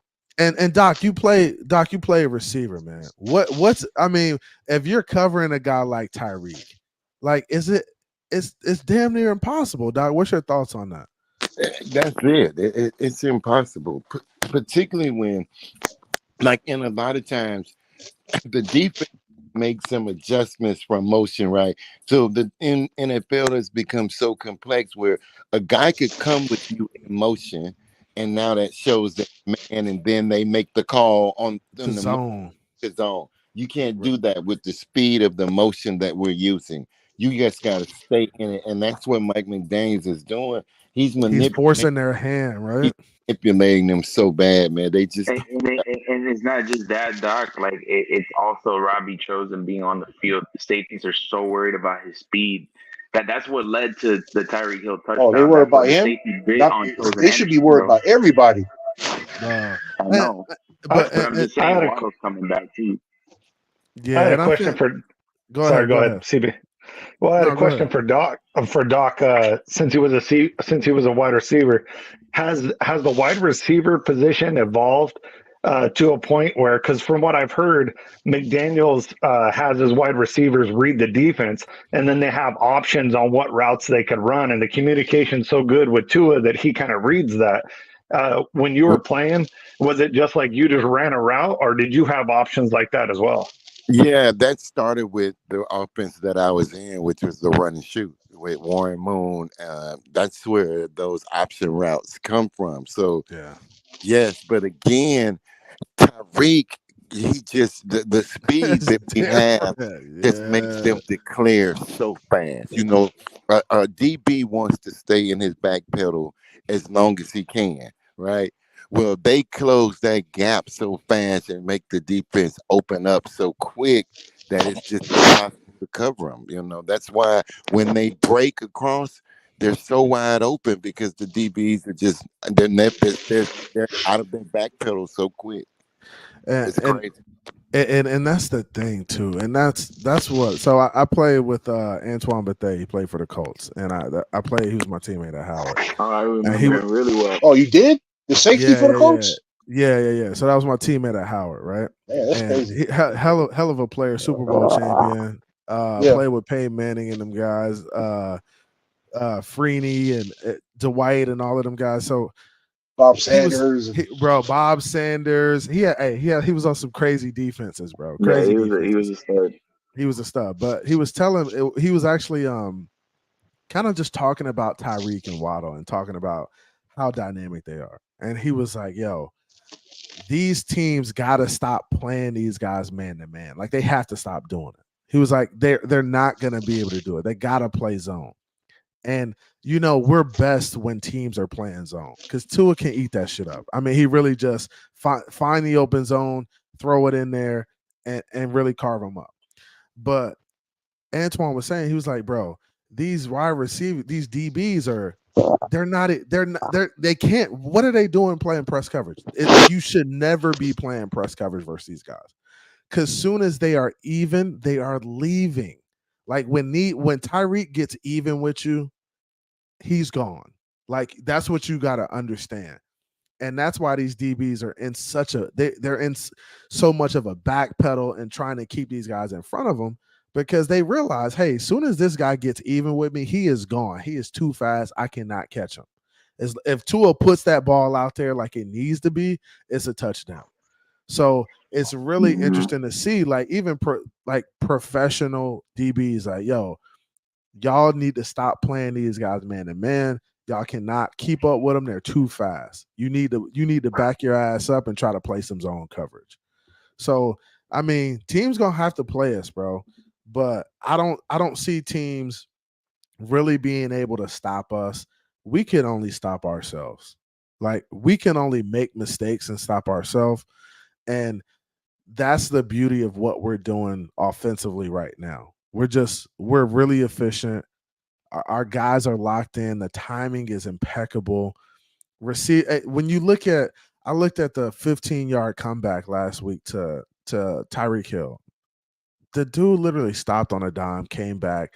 It was like third and 12 or something like that. He runs a 15-yard comeback and it's on the money, catches the ball, walks to the sideline, easy first down. Not many teams can do that, bro. Like it's just hard to do. Not many teams have wide receivers in an offense that could get you 15, 17, 20 yard. And guys, you see it. We're getting it in chunks.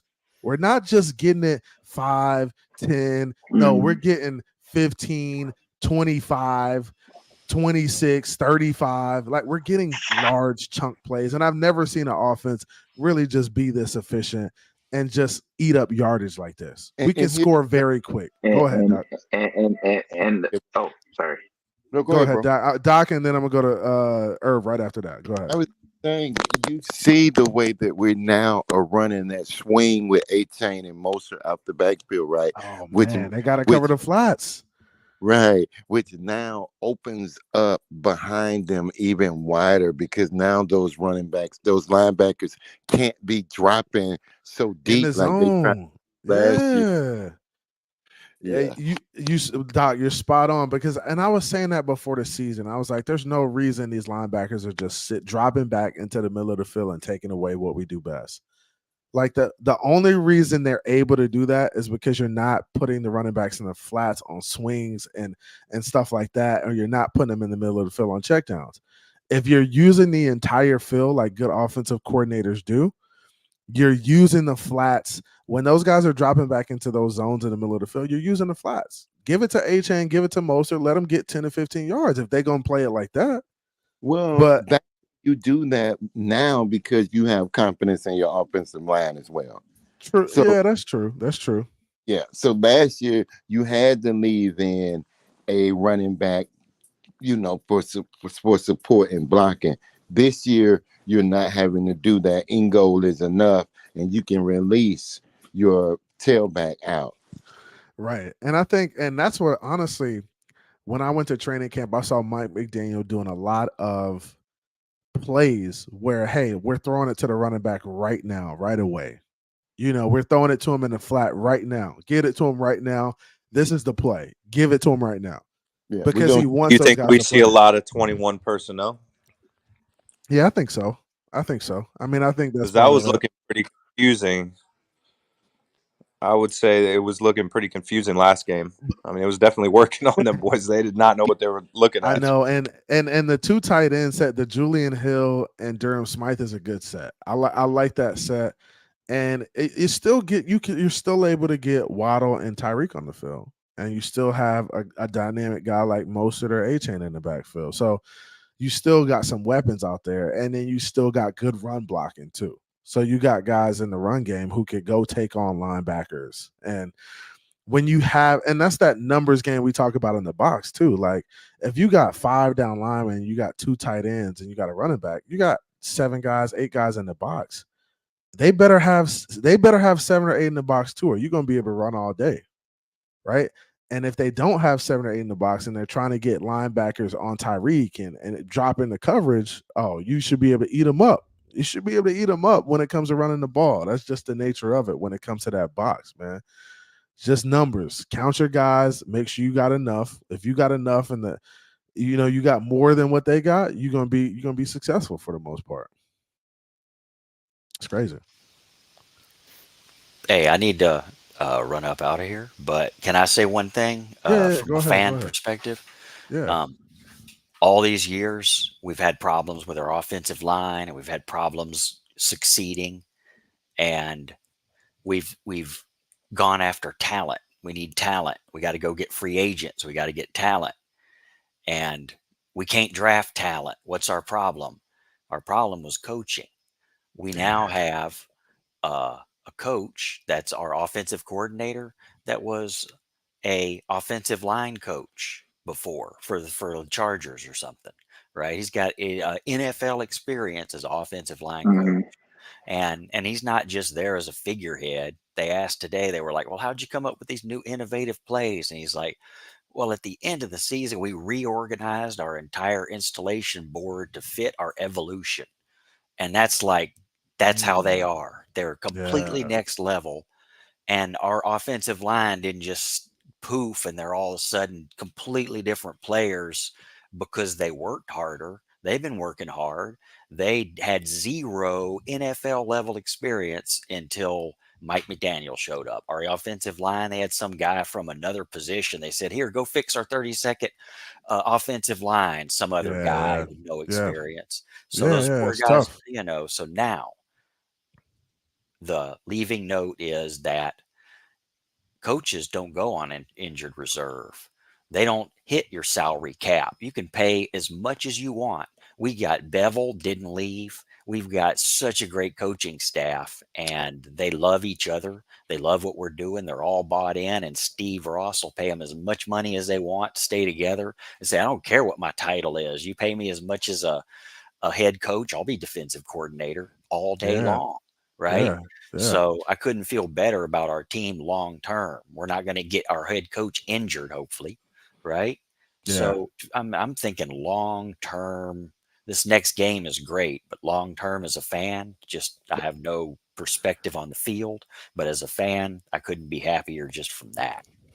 And great point, man. And I'm really happy with where this team is right now, and I'm really happy about where we're going to be in the future too, man. I feel like with Mike McDaniel at the helm, I mean, maybe he is our generation's Dan Shula. Like maybe he is. So I'm looking forward to it, and I think you're spot on. I mean, it's sky's the limit in terms of this organization. This coaching staff has been fantastic thus far. Fantastic. Just getting the best out of their guys. Even guys like Tyreek Hill. Like usually you pay guys and there's a drop off, right? And they can't stay motivated. You can't keep them motivated. But we've seen Tyreek really just take off, bro. Like him, Tua, Waddle still playing next level. Everybody's like fighting. Everybody's scrapping to make plays, and it's a beautiful thing to see. I'm expecting a $150 out of Waddle tomorrow. I know Hey. he like, wait a minute, when I'm coming to the party.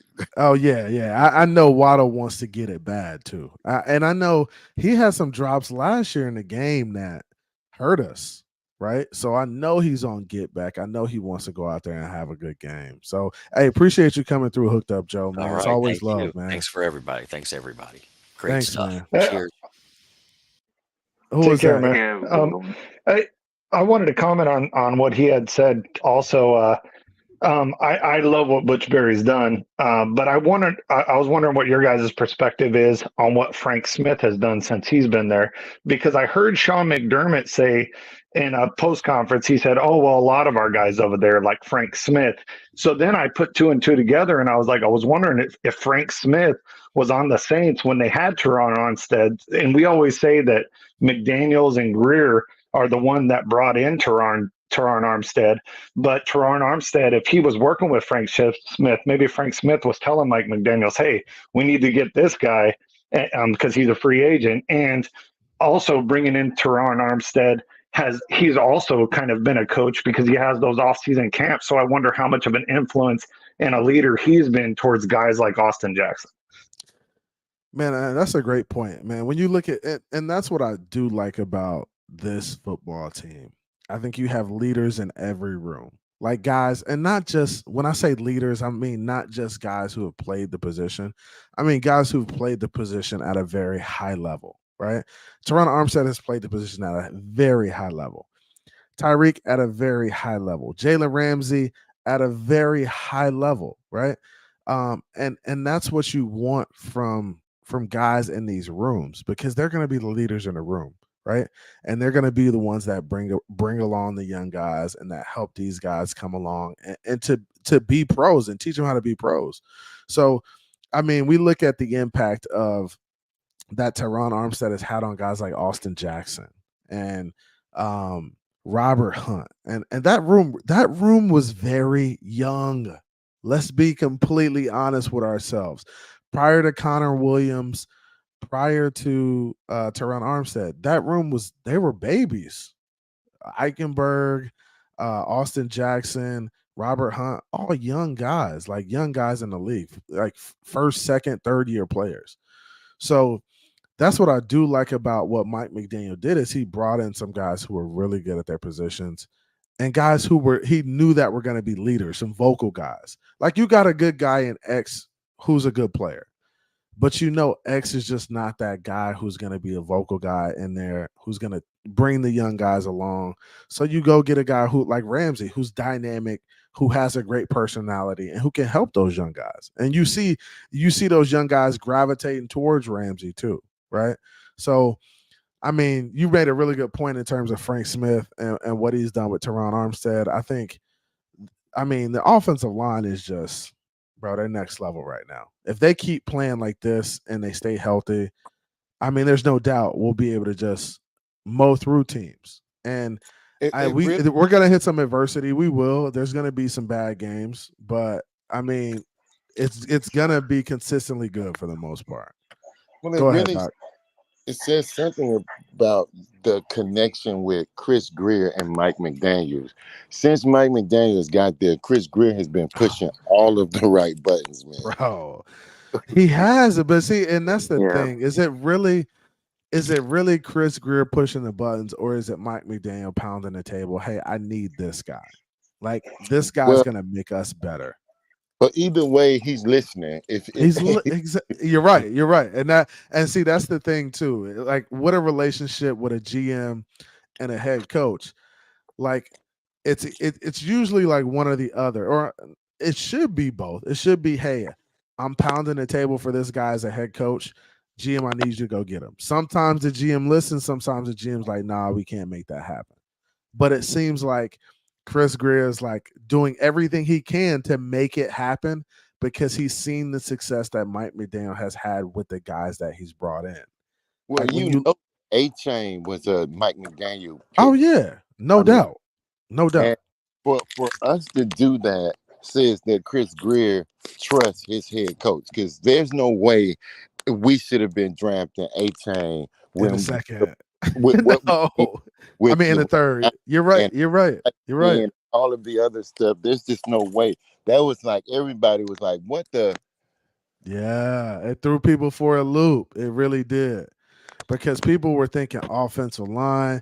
But guys, Mike McDaniel has told y'all from the get-go exactly what Tua needed around him. He said the offensive line was good enough. He said, hey, we need weapons around Tua. Because Tua's going to get him the ball. Tua's going to deal, get him the weapons. Go ahead, Irv. And I was just going to say that Mike McDaniel used that thought process because he really trusted in his system. And he said, and he, with high confidence, he says that offensive linemen historically from the Shanahan system get better in their second year with more understanding of this scheme. And it has bore fruit. Right. Like, I forgot about that. And not only that, but I expected a chain pick because we needed an upgrade at running back, and because it needed some, right? It needed the room needed some talent. And it did. It needed some talent. A-Chain is that talent. Yeah. You know, and Mostert took it upon himself to, gain muscle over the offseason. He heard all the rumors about, Dolphins being, involved in the trade, in the trade market for other running backs and stuff like that. And he's like, hey, this is going to put a chip on my shoulder. I got something to prove. Yeah, he bulked up 10 pounds and he wants to prove that he's not just an outside zone runner, that I'm a complete running back. I could run between the tackles, outside the tackles, whatever you want me to do, I'll do it. And now now that being paired up with a talent like A-Chain with all that speed and athleticism combined with what you got outside, this is a recipe for a disaster for defenses and a recipe for offensive success. It is. Hey, quick question, CB. Is Salvon Ahmed, is he all right now? Are we expecting him to be back? So I think we're expecting him to be back, but I don't know who he's going to take carries from, to be completely honest with you. I don't know who he takes carries from. I would I say this. I think I would rather see in that third role, because we know most of the A-Chain are going to be there. I'd rather see Chris Brooks in there as a switch up, as a change up. Now, I know Ahmed's a good player, but man, I don't know if he can still carries from a guy like. Well, what is going to happen to your boy Wilson? Wilson about to be traded or something, bro. We got to get bro up out of here, man. We need a fifth rounder for him, right? We need a fifth for him. We do, because honestly, with Chris Brooks coming along and being the runner that he is, and what I saw in that Denver game, bro, I mean, we really shouldn't even be thinking about Wilson Jr. no more. Jeff Wilson Jr. He the odd man out right now. That's a 4-man running back room, and he's the 5th guy. So it's gonna be tough for him to get on the field, man. He's been in street clothes for a while though, so he probably gonna be practicing and just getting back to where he was eventually. So it's gonna be tough for him. It's gonna be an uphill climb for sure. My man Mountie said 5th rounder for him. Hey, he's on the same page as you, Doc. I mean, does he even see the field at all? He might not see the field no more. Like, let's be real. The only way he sees the field is if one or two of these guys get banged up. Now, we know the history of this running back room. Let's be real about ourselves. Let's be real. This running back room down the stretch has gotten banged up. A couple guys have missed games here and there, and Jeff Wilson Jr. could find himself back in the lineup if a couple guys are out. I would say that if let's say, and I don't even like saying it, but let's say Mostert couldn't play for a game. Well, to me, that just means that now you got Salvon. A-Chain is the starter. Salvon is behind him, and Chris Brooks brings up the rear. I don't even know if either one of the guys we got get banged up if Wilson gets on the field because of that. I just don't know it's difficult. But let's say you have this though, Doc. Let's say you have Mostert out for a game, and then you go into a game with the 4 you got, right? And then one of them gets banged up in the game. Then you're looking at 2 running backs down. Now you probably got to rotate a guy in like Jeff Wilson Jr. to come in and get some carries. Like, that may be something you do. So I think it's just going to depend on how healthy this running back room stays. If you got 2 guys who go down, shit, and we going to need everybody. And we going to need Jeff Wilson Jr. He might not be leaving for a 5th rounder. So that's just a position you in sometimes when you got these guys in this running back room, because I mean, guys can go down in an instant. It only takes one play. So Eazy-E's injury. What did I hear about Eazy-E's injury? They said it's an old college. Yeah. They said it's a old college injury, right? Neck injury. But the only thing I think I heard Reason go back, and he said the only thing he heard from college, or the only thing he saw on his injury report from college, was concussion. So maybe it's neck concussion related. I'm not sure, but it's not promising to not see him on the field, and him not dressing and being in street clothes. It's tough. Well, they put him on the non-injured pup list. Yeah. So, I think I think they got to take him off there at some point for him to play, right? Yeah, I think he can be on it for like 4 weeks. It's kind of similar to the Injury PUP. reserve. Yeah, Oh, but okay. got some different stuff with it. Yeah. I mean, and that's the thing. This this wide receiver room, right? And that's why we need all of these guys. We got Craig Kraft down, and we have Easy E down. So now Chosen Anderson, who people thought wasn't even going to make, I mean, he didn't really make the team initially, got brought back. Now he's going to be in a very prominent role probably in the offense for the coming future until some of these guys get back, right? So it's I mean, and that's why you need a strong team. Like that's why having really good players at every position is key. People say, "Hey, why do you want upgrades at running back? Why you want upgrades here?" I want upgrades everywhere because you're only as good as your weakest link. And if your weakest guys aren't good football players, then when they have to play, it's gonna fall off. You're gonna fall off a cliff. Your offense won't be the same. So that's why it's really good to have really good players. The whole thing is a difference in philosophy. That's why all of it can work the way that it is. Like, if you just look at the offensive line, we keep saying, "Oh, these guys got so much better." I mean, like, think about it like this: if you go into the gym, right, and as a man with all your free range testosterone, if you're given an option to just like put up reps or just go hit the biggest, heaviest shit that you can for like 3 or 4, that's what you're gonna choose because that's what we like doing. But that's what we're giving them. The offensive line is like, hey, I don't need you to block for 4 to 6 seconds. I need you to block for 2.5. Yeah. And those guys are just popping straight off the line, and that man, I would buy in on something like that. Yeah. I agree, man. This offense is dynamic, man. I've never seen anything like it.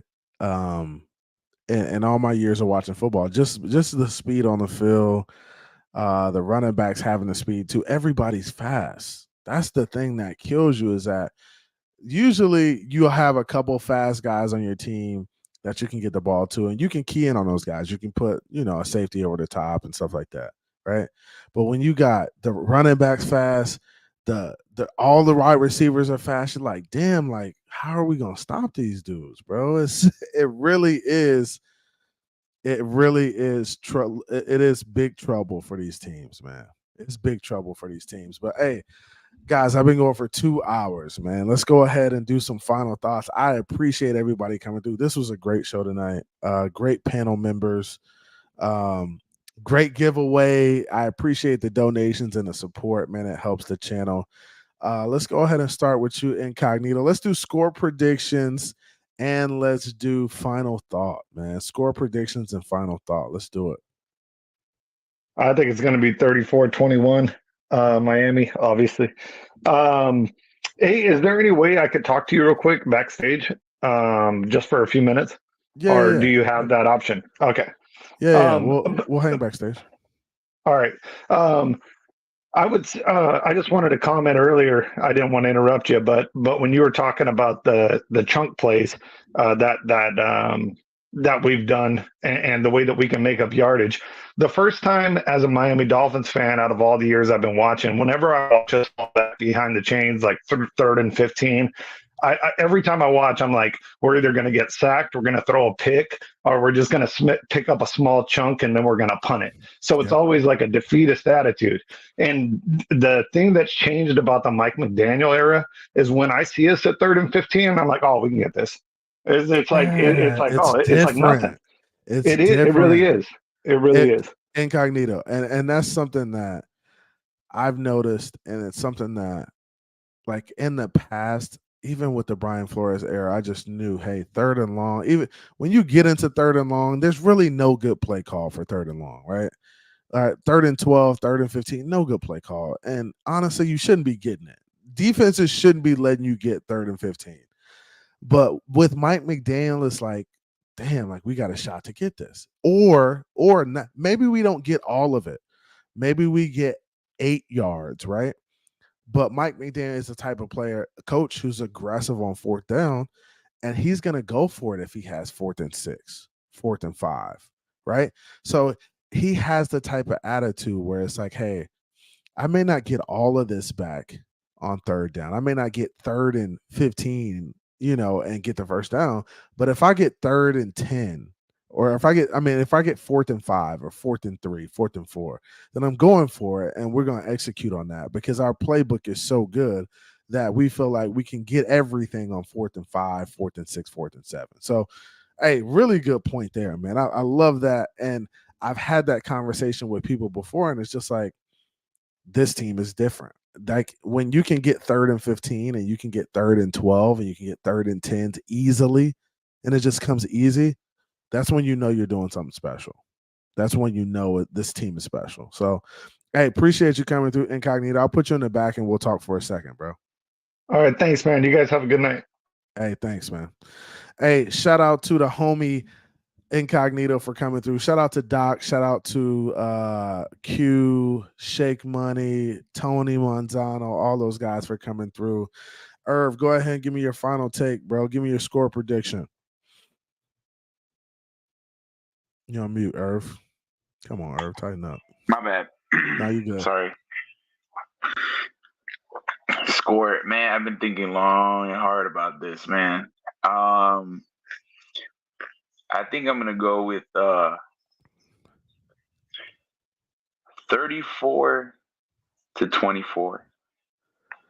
34-24. Okay, I like it. I like it. I think Incognito's a 34-21. So you kind of close to what he did. But I like it, man. What's your thoughts? So final thought, man. I mean, listen, as long as the offensive line can give Tua a clean pocket for most of the game, and you give Tua that much time, he's just gonna dice you up, eat up your zone. Yeah. Just anticipate windows before they happen, manipulate your safety, and just get them to bite on things and help his receivers get open, et cetera. I mean, those are things if you just give and not only that, bro, your running game, as long as you have a balanced approach on offense, you're gonna put up points, and you're gonna make this a long day for the Buffalo defense. I think just defensively, I just think, like I said, they got to keep everything in front of Josh Allen. We talked about on this show, just keep your outside containment. Stay disciplined in your rush lanes. Don't let them rush up the middle. Stay on Diggs. Keep them in the pocket and put the pressure on them, bro. And put the pressure on them and blitz when necessary. And I think you're gonna have a good chance. Oh, and create some turnovers.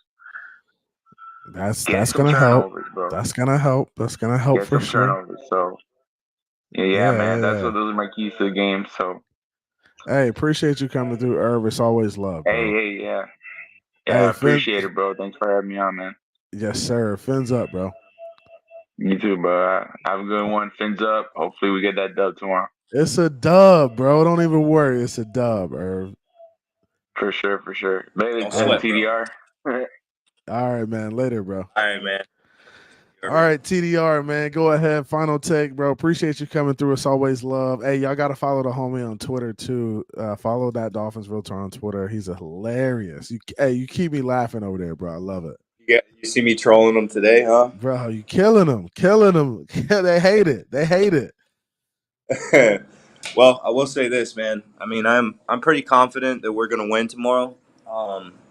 I think that I'm pretty much along the same lines as everybody else, around 38-24, 27, something like that, Yeah. The cool part about it, though, is that Josh Allen, he's just he's a turnover machine, man. So, and I don't know if the Commanders, the Raiders have a better defense than us. I'm willing to bet that's not the case. Hell no. So I'm pretty confident that we're going to be able to hold them pretty good, and they're not going to be able to hold us, man. That's dope, man. Hey, I'm looking forward to it, bro. I think it's a big win for us. Big dub, man. I appreciate you coming through, bro. It's always love, man. Hey, I'm excited. I'll talk to you later. All right, man. Have a good one, bro. All right, brother. All right, later. Fins up. Hey, shout out to the homies for coming through. Man, such a fantastic show. I appreciate everybody hanging out with me. Appreciate all the guys who donated to the channel. Let me go ahead and run through that real quick.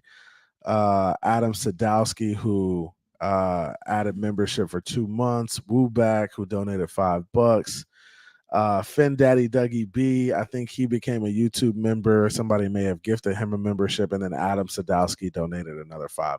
So, hey, really appreciate everybody coming out, hanging with me. Shout out to the homies, Raphael. I see you, Mountie in the building. Fins Up, Winsy, AB, JR Black, Alex Smith.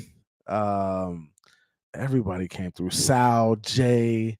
Appreciate everybody coming through, man. Love y'all. Appreciate y'all. Had a great time tonight. Hey, the Dolphins will win this game. I'm going with a 37-17 dub. Big dub, man. Big dub. Hey, I appreciate everybody coming through. I love y'all. Hey, let's get ready for tomorrow. Twas the night before a big dub. Appreciate y'all. Love y'all. It's Vince Take with CB83, and your boy is out. See ya. Came from the bottom, that's foreign. I swear that I'm up for the sun in the morning. Oof, hey, I gotta flex. I need a Nike bag, give me the check. I need the money and power, respect, but I promise I'm repping the O to the dead. Hey, oof, I told them out of my way. I don't got nothing to say. Now they can't run at my pace. Yeah, they know that we ain't the same. 402, we rap the game.